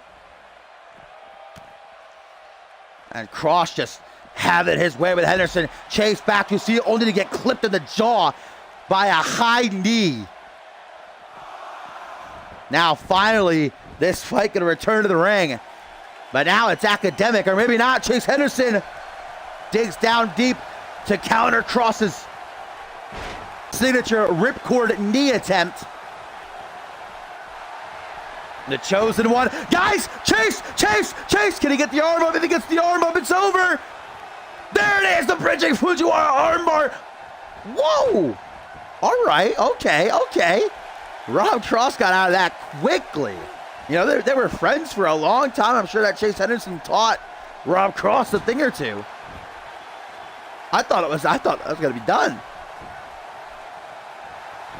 Henderson might have to resort to something else to try to win this matchup if he can't do it with that bridging Fujiwara armbar. Drop kick connects swiftly to the back of Chase Henderson's head. Rob Cross been largely in control since the bell rang.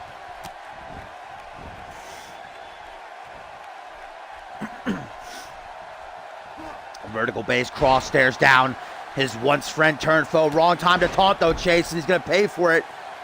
Sharp European uppercut. Chris Diamond stands ringside, arms crossed, now cheering on. He's Broheem. Springboard crossbody, successfully executed. Rob Cross, not a big man by any stretch of the imagination, but that's still going to be 200-something pounds coming down onto your lower back. Pinfall attempt gets just a 2 count. Rob Cross falls back in, drop kick again, that time clipped to the shoulder. Chase Henderson still has a head in the game though. That's what I'm saying. This kid, I like this kid. I see something in him. Rob Cross though, I ain't gonna underestimate him either. Elbow drops connecting down to the top of the head. Maybe looking for blood is Rob Cross. Up on the one knee. Kick to the chest, lighten it up at the 4th of July. Now into a front headlock, guys, and Chase Henderson has hit maybe 3-4 moves this entire match. He has got to turn things around somehow, some way, because if he lets it keep going the way it has been, Rob Cross gonna walk out here with the victory. Oh, Chase just flipped off the hard camera. Essentially just told everybody at home to go fuck themselves. Oh, that Chase! Now a rolling armbar, hyperextending, and Cross gets out of that one as well, though. That might have been a last-ditch effort by Chase Henderson. It took it all out of him, and now Cross ain't playing around anymore. Vintage Cross, sunset flip powerbomb. 1, 2, 3. All right, Rob Cross.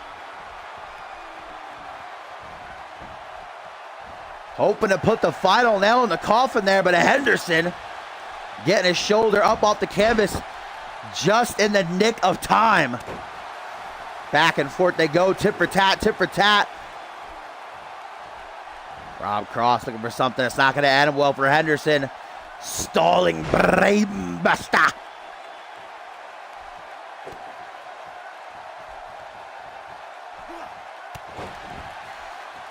Basement dropkick to the side of the head, man, and this has been, quite honestly, complete domination. Little spurts of offense here and there by Chase, but Rob Cross has been all over Henderson like peanut butter on jelly. Chase, though, still not quitting. I can respect that, but how long can he keep it up? He can't just keep defending. He's got to go. What the fuck is he doing here? Chris Diamond can only watch on as Chase goes through the ropes. Floor and Cross with a tornado DDT breaks the referee's count.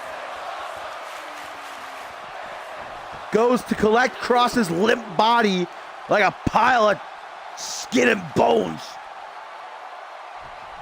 And Cross is still completely unconscious as Henderson hooks the leg.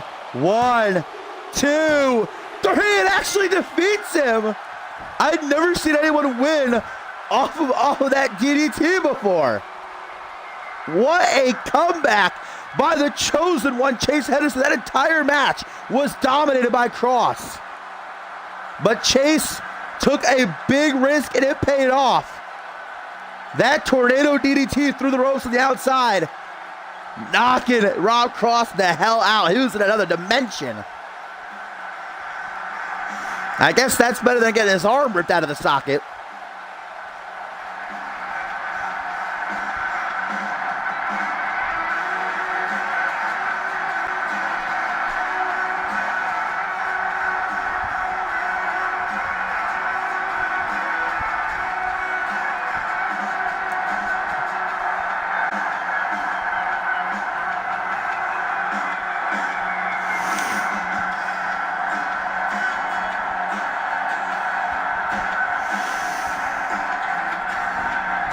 Chase Henderson with a great start to his singles career. These two will meet again at Homecoming 3, though.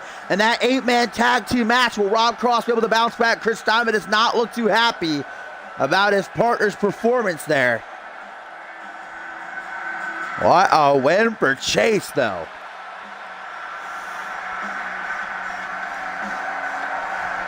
Man, that was pretty sweet. I've never seen someone win off that before.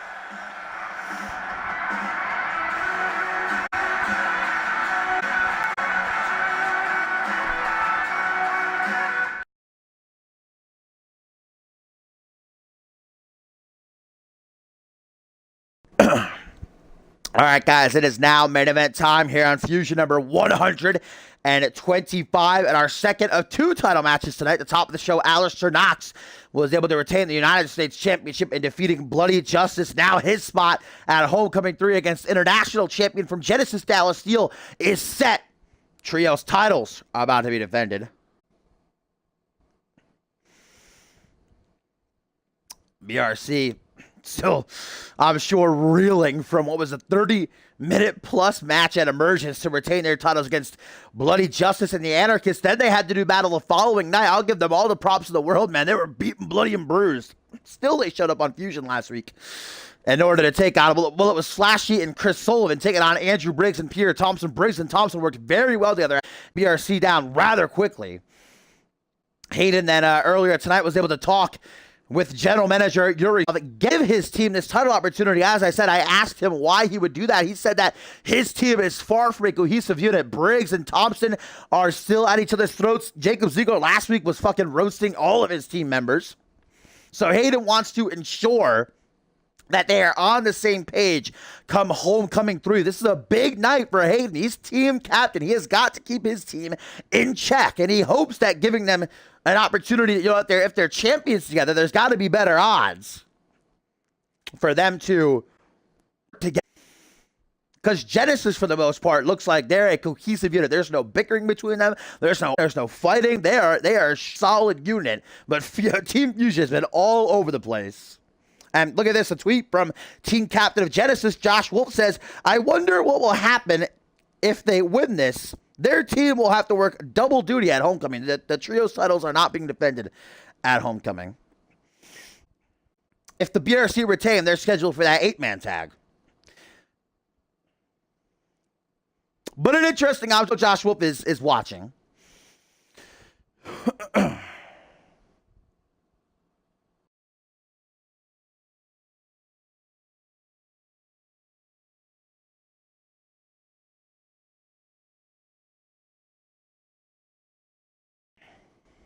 Are you kidding me? If I had to make a trios dream team, I think that this was, but I think that this would be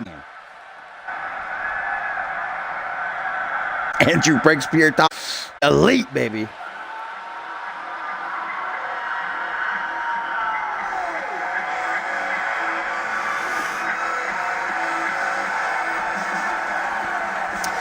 Here they come, the inaugural CMV Trios Champions, baby. The Brass Ring Club, Flashy in the center, Chris Sullivan to the left, and JT Fury on the right. They have the advantage of being a solid unit here. As I was talking about Team Genesis, you know, they're on the same page. So are the BRC. They're brothers in arms.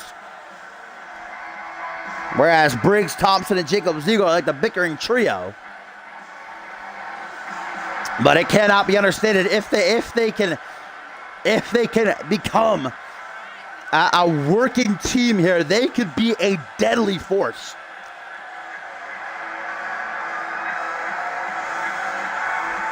The mask is gone. Chris Sullivan got the okay from his doctors finally to take that protective medical mask off. It has been a rough couple of weeks for the BRC, though. Can they retain the Trios titles, or will we have our second ever Trios champs?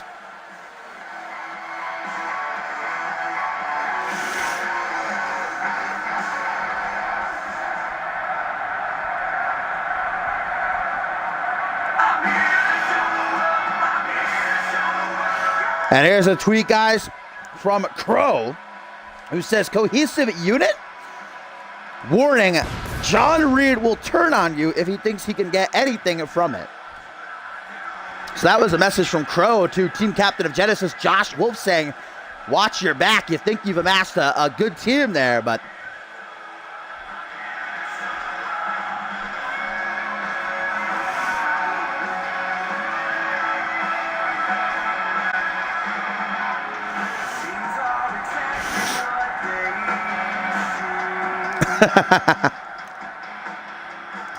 Hey, this is another opportunity at the end of the day for Andrew Briggs, Pierre Thompson, and Jacob Ziegler to add yet another championship to their resumes and get that bigger paycheck as champions.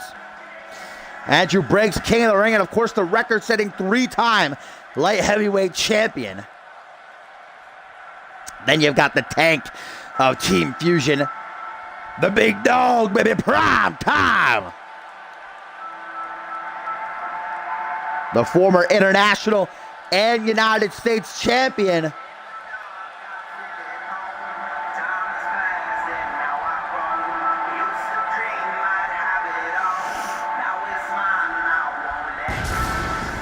Ah, gets me every time.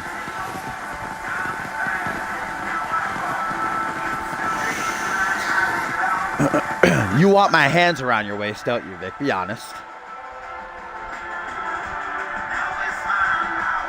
Yeah, Pierre stole Xander's other glove. That's why they both only wear one.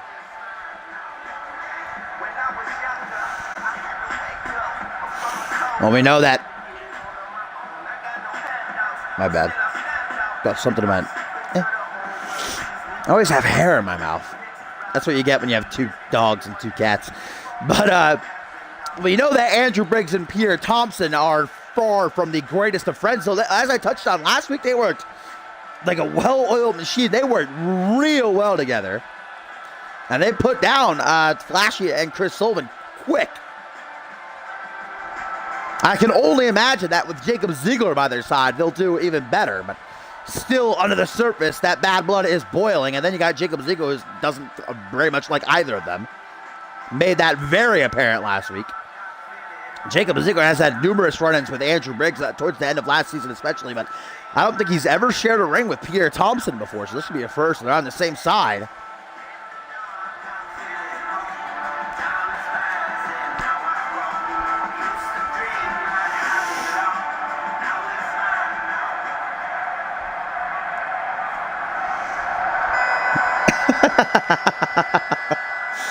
And of course, last but not least, the 2-time Anarchy champion, Money in the Bank winner, and former Fusion Tag Team champion. I actually touched on that earlier, did Ziegler, because seems like Hayden has dementia, doesn't even remember holding the Fusion Tag Team titles with Ziegler.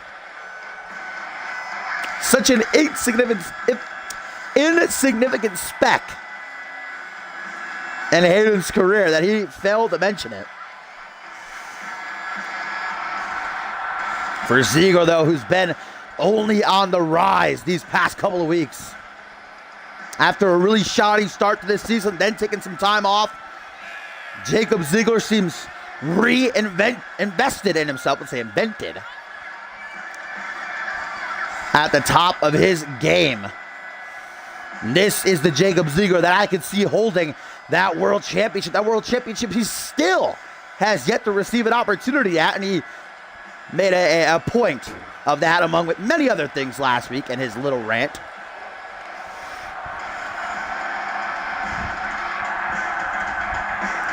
That's just savage, Topher.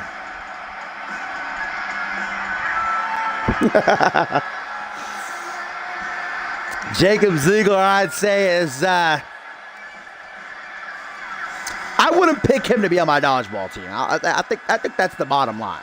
He is not a team player. The only person he ever worked really well with was Shane Scott, and we know what happened at the end of that. He cracked a goddamn beer bottle over Shane Scott's head, and we haven't seen him since.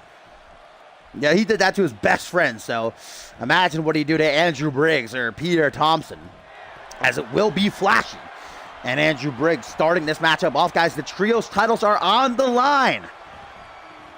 The inaugural champs defending, where we have the second ever trios champs. Nice roll through from behind by Flashy. Transition into a butterfly DDT.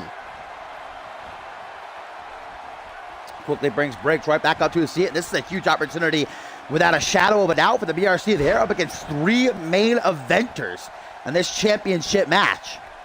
Flashy, Chris Sullivan, JT Fury, all phenomenal competitors. They are nowhere near the main event scene and their respective lanes, their respective careers. Beautiful forearm smash off the springboard. This early going and not faring very well is Andrew Briggs. As I think Flashy's looking for an attack, and he gets it to Boston's own Chris Sullivan. Meets face to face with Briggs. I love it when someone calls me when I'm looking at chat and then it freezes the whole thing.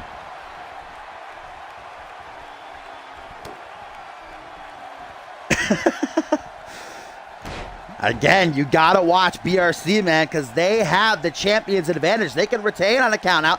They can retain on a disqualification.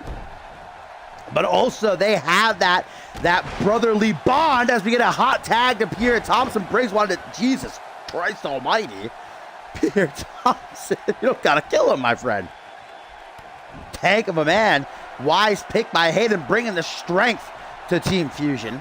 You know, Hayden's got the veteran aptitude. Andrew Briggs has the feistiness, the daredevil perspective. Then you got Pierre Thompson, just the big dog, the powerhouse, and Jacob Ziggler just all around absolutely incredible competitor.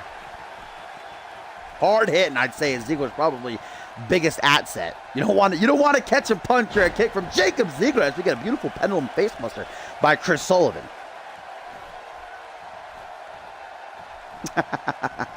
I think Jacob Ziggler realized that Pierre Thompson wanted the tag more, so he said, I don't really want to get in there anyway. Up to the second turnbuckle, JT Fury, now the legal man, and you can already see him so horribly missing that. You could already see the brass ring club with the frequent tags in and out, keeping themselves fresh.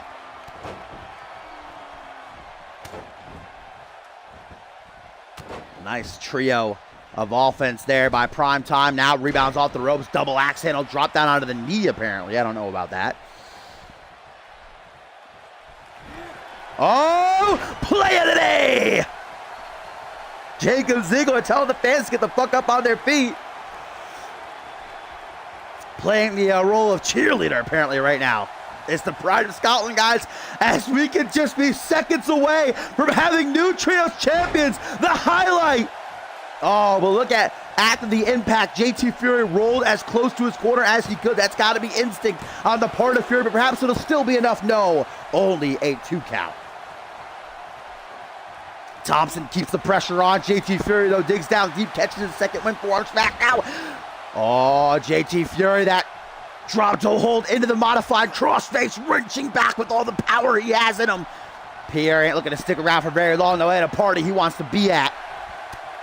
Knee to the back of the head, straight punch to the face. Yo, Joey, what up, my friend? You are pretty late. This is the main event, but still in time to catch this Trios Championship match. The BRC defending against Briggs, Thompson, and Ziggler. And perhaps they're finally going to get Ziggler in this match. Nope, tries for a tag as Thompson. Boot to the side of the head instead by JT. Irish whip over to his corner. Oh, tag to Flashy, guys, and the Trios champions. Oh, working like a unit. 3D. The catapult cutter. Flashy to the pin to retain. Andrew Briggs comes in for that swift save, though, as Ziggler stays on the apron just saying, come on, man. Get up, Pierre. Vintage Ziggler. Told you he wasn't a team player. Kick to the gut. Briggs trying to give Pierre all the time that he can. Single knee gutbuster to Chris Sullivan. Flashy's the legal man, though, remember. Forearm smash again.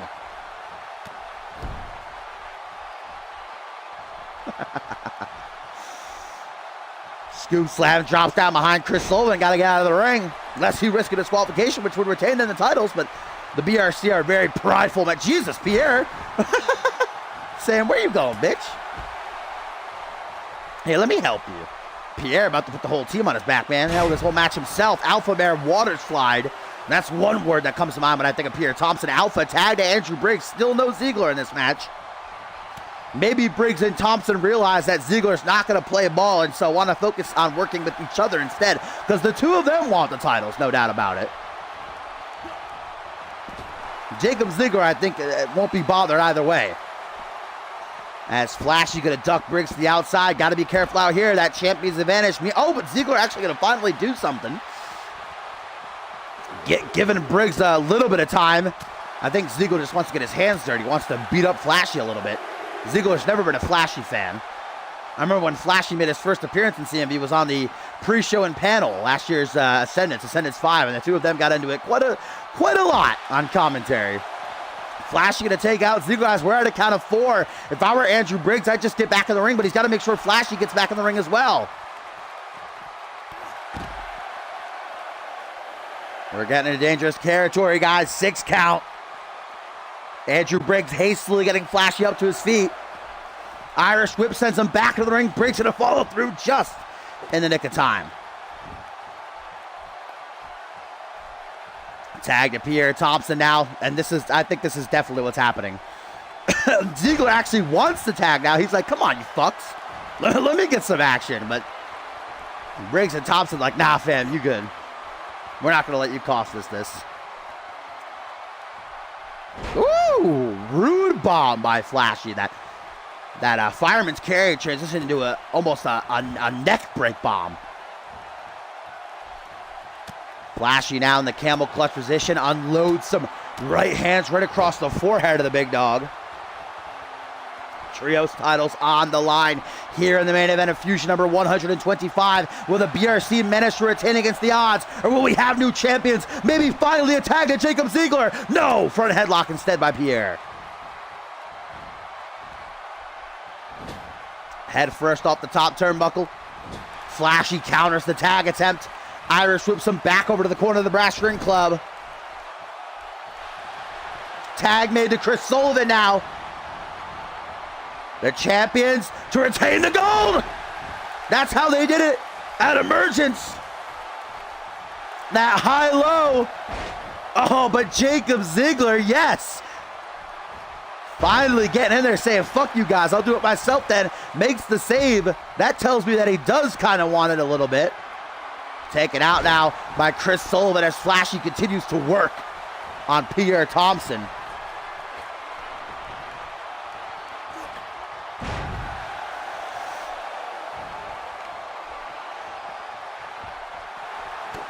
Sullivan now hook to the jaw from behind. Half Helson backbreaker, calls that Boston's best backbreaker. 1, 2. Oh, that was close. Ziggler back up to the apron. Yo, what up, Red Yoshi, my friend? Glad to have you stop in. Main event of Monday Night Fusion number 125. Trios titles on the line. We might have new champions. Play of the day by Pierre Thompson. And finally a tag to Jacob Ziggler. The Scotsman comes in nice and fresh, baby, ready to get some. And then just immediately goes to the apron. Knocks Pierre off. Sullivan about to make that hot tag. Ziggler stops him from doing so at his own expense, though. thrown overhead. Stiff kick to the gut. Ziggler goes for a spine buster, dropped into a DDT. Nice counter by Sullivan.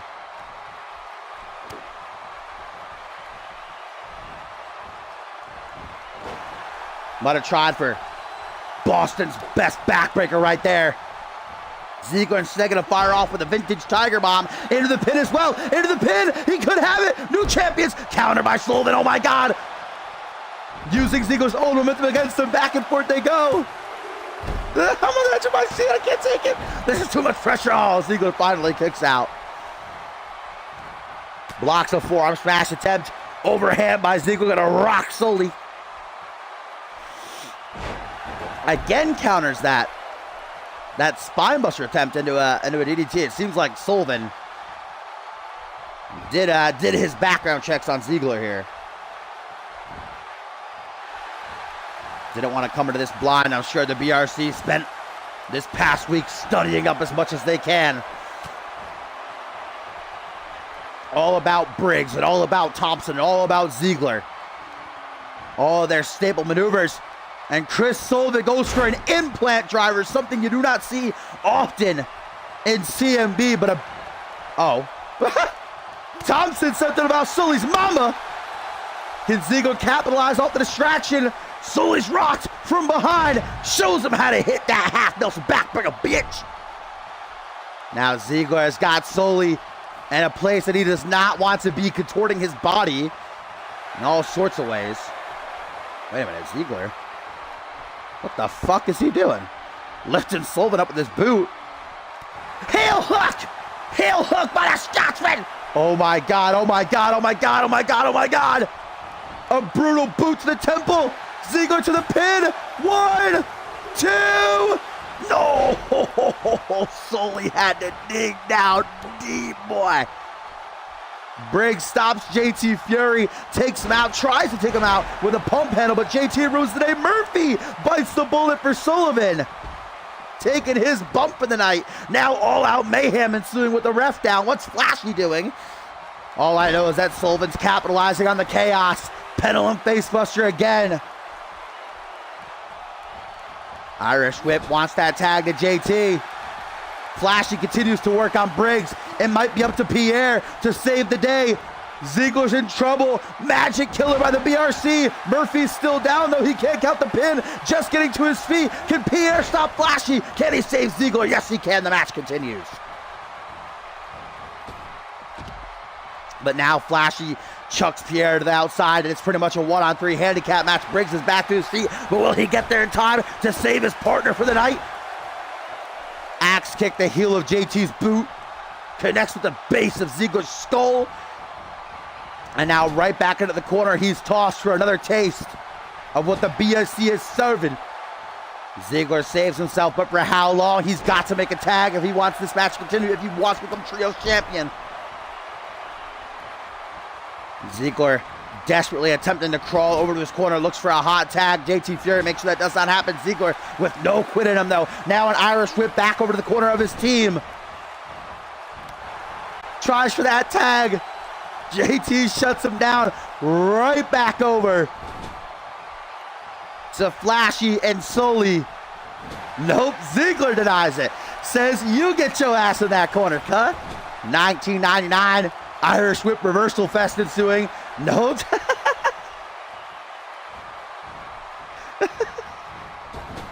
Who's gonna get it? This is so intense. Who's gonna make the tag? JT Fury finally does. Irish whip, in comes Flashy as the legal man drop to hold, elbow drop combination right up where the sun don't shine can fly. Ooh. JT Fury with a big save right there. Ziggler was just about to make that leap to get the hot tag. Now JT, not the legal man. Maybe he's forgetting it. Flashy and Ziggler turn around. Flashy taunting when he shouldn't have. Vertical suplex attempted by Ziggler. Flashy brings a knee down to the top of the head, though, and now a TKO. Gonna flush out the Scotsman. JT's still sleeping in the corner. Ziggler wants that hot tag. Can he make it? Can he make it? Yes, he can. Here comes Ziggler. JT Fury accidentally stomped on Flashy's foot. That gives Briggs the opening he needs. Backbreaker, neckbreaker combination. Vintage Briggs, the king of the ring, baby, is rolling. Will we have new trios champions? Ziggler's taking a nap right now. Ziggler not able to watch as Andrew Briggs pulls off that combination of his, culminating in a nasty knee right up under the chin. Now Flashy gets his leg snapped over. Briggs wants to make sure Flashy can't run, can't escape.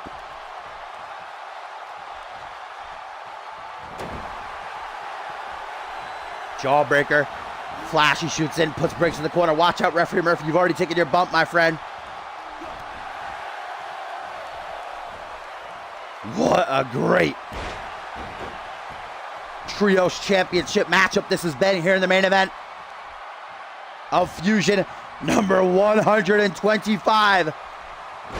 DDT. Flashy gonna taste the canvas, and it don't taste good, I'm sure. Sweat and blood, ass hair.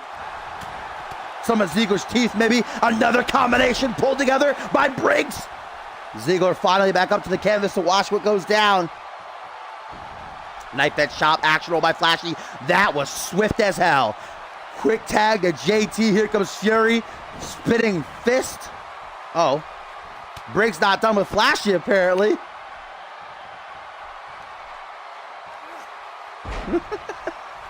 Back suplex on the apron, and JT uses that time to tag in Sullivan.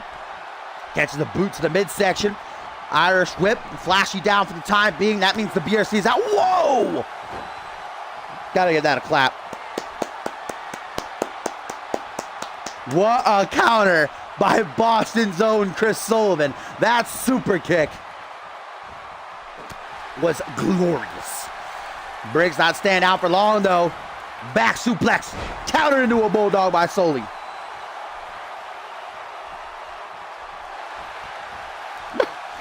Pierre again, distracting Sullivan. Sully's had enough.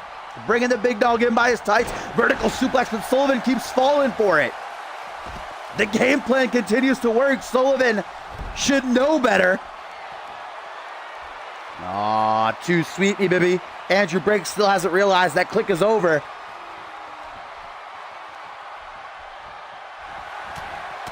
Briggs a third time. Pulling out those knees like goddamn pieces of candy from his trick-or-treat bag. It's an interesting analogy. Put your mask back on. You're ugly. Sullivan says, I'm ugly and I'm proud, though. Wants that tag to one of his mates. Andrew Briggs fights his way out of the corner. Breaker. Brought up to a vertical base. Sullivan, though, tells Briggs to hightail it out of here. Don't need your help. Wants that tag more than anything. Why does Andrew Briggs keep going for Flashy? Oh, he paid for it big time there. Now Flashy tags himself in. Murphy says it's legal. And Briggs it. Is he about to use his own partner as a weapon? Flashy! You're hurting your own partner. Shoulder thrust to Briggs in the corner, but I think Sullivan got the worst of that. Now Briggs gonna use the opening. Oh, was just about to make the leap for the hot tag.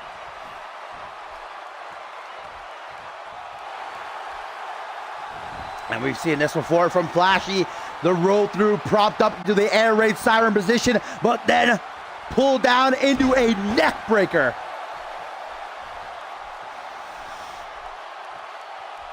Main event of Fusion 125, trios titles on the line. Who's walking out, baby? With the gold springboard elbow drop, and that's the backfire. That's what's gonna cost Flashy, because now Andrew Briggs has his opening. And Jesus Christ, Briggs. Just pulling these out of his asshole this match.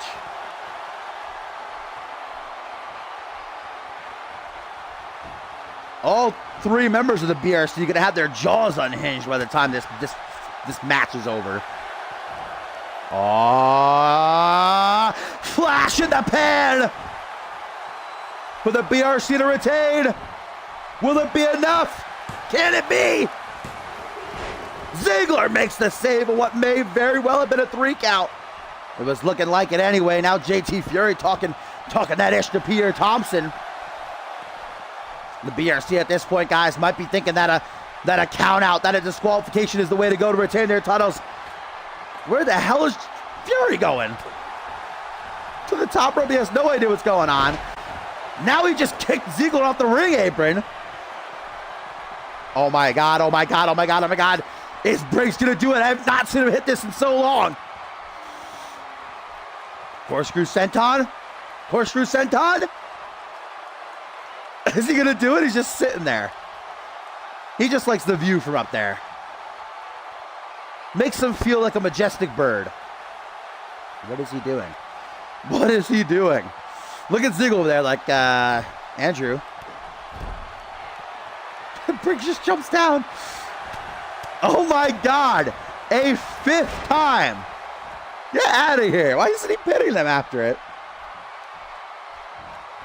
Back suplex. This time he'll get it. Can he do the kip up? Yes, he can. Oh, but the time he wasted. Hot tag at JT Fury before he could stop it. JT, though, runs right into a vertical suplex. Oh, that didn't go very well for him. Man, Andrew Briggs like a squirrel, harnessing these nuts. Just keeps pulling off these zigzag over any fins, though.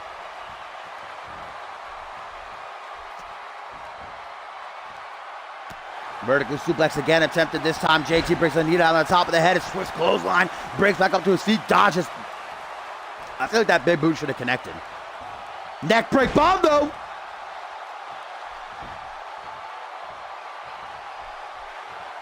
Trios titles on the line, man, and what an awesome matchup this has been. Briggs decides it's a good time to taunt again. Look at Ziggler like, come on, Andrew, for fuck's sake. I'm tired. Yes! Yes! Yes! Is he gonna do it? Yes! Corkscrew senton! Vintage Briggs! I don't think I've seen him hit that since last season. Oh my God. Can he do it if someone stops slowly? Oh, Ziggler just too slow. But Briggs goes right back up. Briggs is like, nah. Nah, fam. Take another. I got you. Corkscrew senton again. I'm the king of the ring. Oh, but can he make it to the pin? He drops down to one knee. JT Fury still laid out, prime for pinning. Here comes Sully, though, quickly back in. He's going to make the save again. Wait! Oh, my God. How did JT kick out of that on his own? There's no way. Lionsault jumps, stops Sully from whatever he was going for on Thompson. Biting a bullet for his teammate. That's what it's all about, baby. Teamwork. Vintage JT Fury.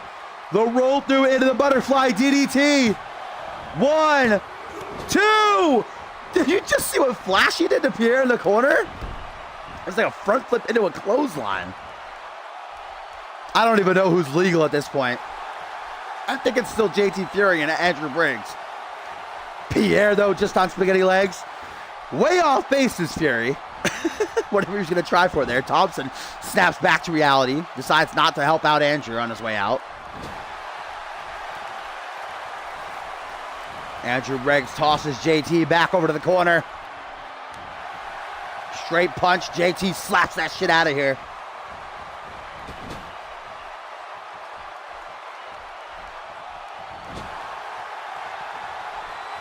Now we're going to get this spot again. It's the who's going to get the tag game. Well, it's not going to be Andrew Briggs. Let's see if JT Fury can get it back over to the corner. Will it be JT? No, it will not. Andrew Briggs says, Me don't think so. Oh! Wait, what? What? He just had to go attack Flashy for some reason. He was about to hit his finisher. Oh, Andrew Briggs, you ding-dong. What was that? Now JT. Nope. I love this game. This is great. Aww.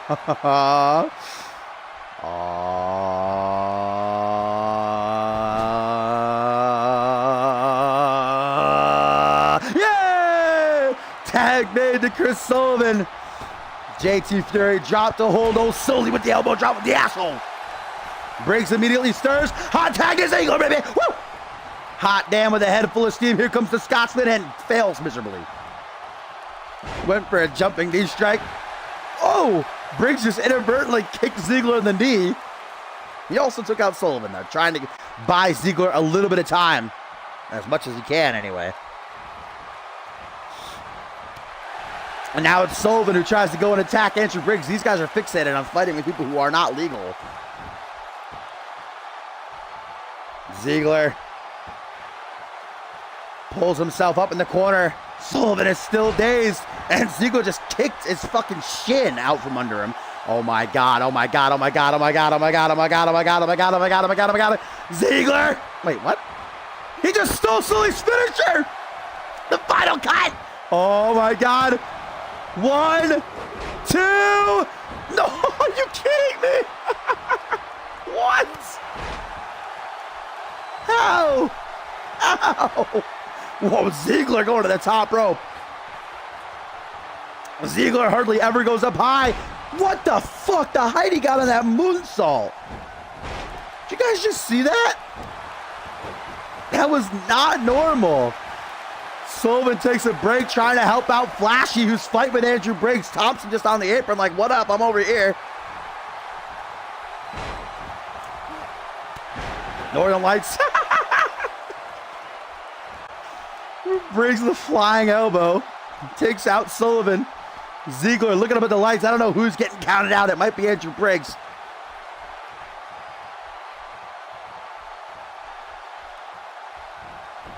Hot tag to Flashy. Ziggler's still down, though. Just now beginning to stir. Going over to the ropes, trying to get up to his feet. Drop to hold to Flashy now. How good would it feel for Flashy to defeat Jacob Ziggler, who's talked so much trash about him since he debuted? Ziggler has zero respect for Flashy. And Ziggler now, I'm not sure what he's doing, practicing his moonwalk. Now going to go for a pin. It's interesting. Interesting strategy by Ziggler.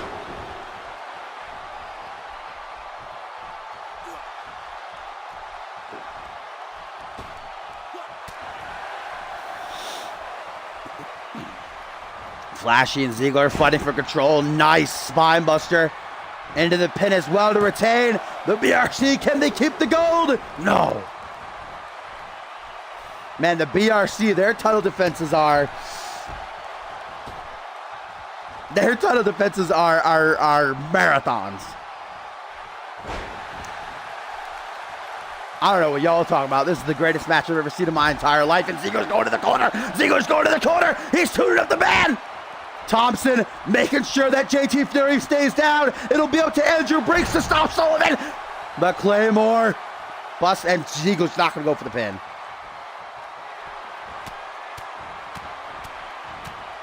Instead, Ziggler wants to make that gouge in Flashy's forehead even larger, as now maybe we're going to get a pedigree. Oh, no! Oh, my God! 1, 2... No, are you kidding me? What? What? Ow. Ow, ow, ow, ow, ow, ow, ow. And Flashy! Kinshasa!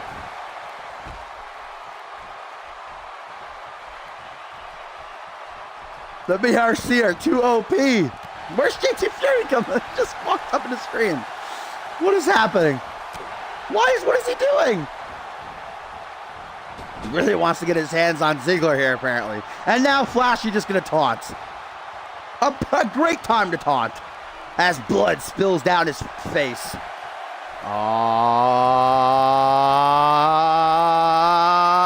High-low. Will it be enough?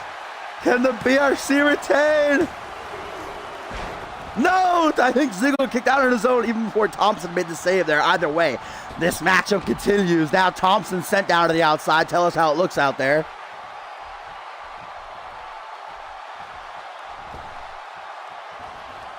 Ziggler has definitely caught the worst beating in this match. He has taken every variation of the BRC's tag finishers.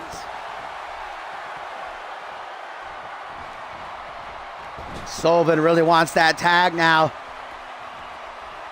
Ziggler says no. Fuck you and your motherfucking mama. Oh, sharp chop across the chest. Rebound. Such velocity behind that. Double boots to the side of the head. What up, Rage? We are in the midst and hopefully are nearing the end of this Trios Championship match in the main event of Monday Night Fusion number 125. And we are perhaps about to crown new champion Ziggler again.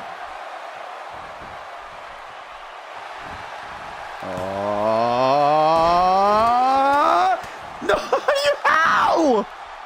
What is this? What is this?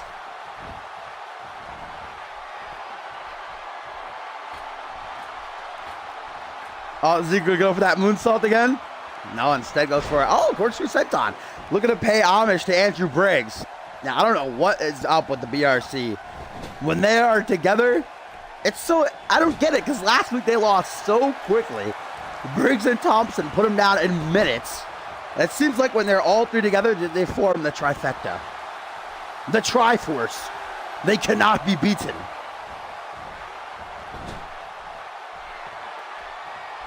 Sullivan adamant about getting that tag. Finally does. Here comes JT Fury. Double axe handle to the elbow. And Fury immediately turns that into a TKO. Yo, Jacob Ziggler has taken so much damage in this matchup. Unless he gets saved, guys, the titles will be retained here. And where's the rope? Where's the rope, guys?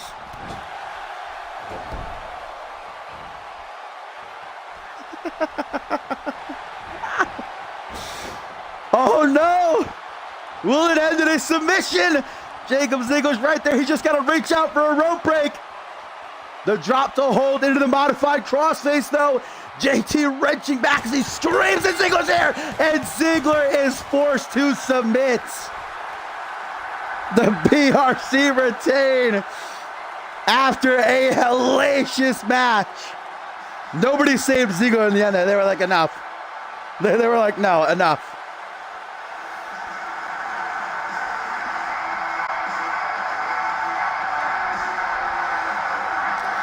The BRC retain their titles against the odds.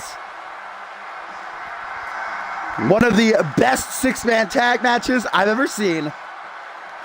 So many highlights. Andrew Briggs and Pierre Thompson at the end there. We're not helping you, Ziggler. Get out of that on your own, or I don't care.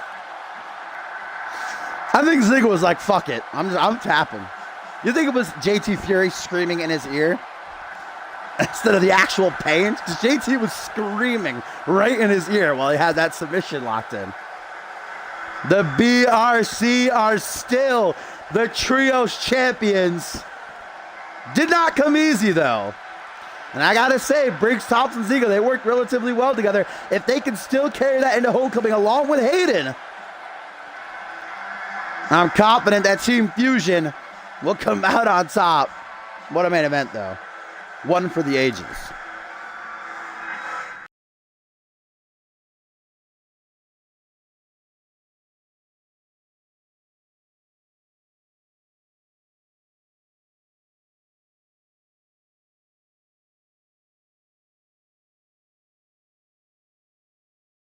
Your head hurts. Your head hurts. Think about my poor little brain. But as always, guys, if you liked what you saw and you enjoyed watching the show, make sure you do drop a follow so that you know when I go live. The next time, of course, will be on Thursday for NGW number 4. We're going to find out how the new champion tournament will be. Be rest score. You can follow us for updates, signings, match cards, all that kind of good stuff. Our Discord, !Discord, we'll give you the link to that. You are more than welcome to join if you're going to have a call on the show. Make sure you do join the website and the Discord because we're all usually on either one of those. And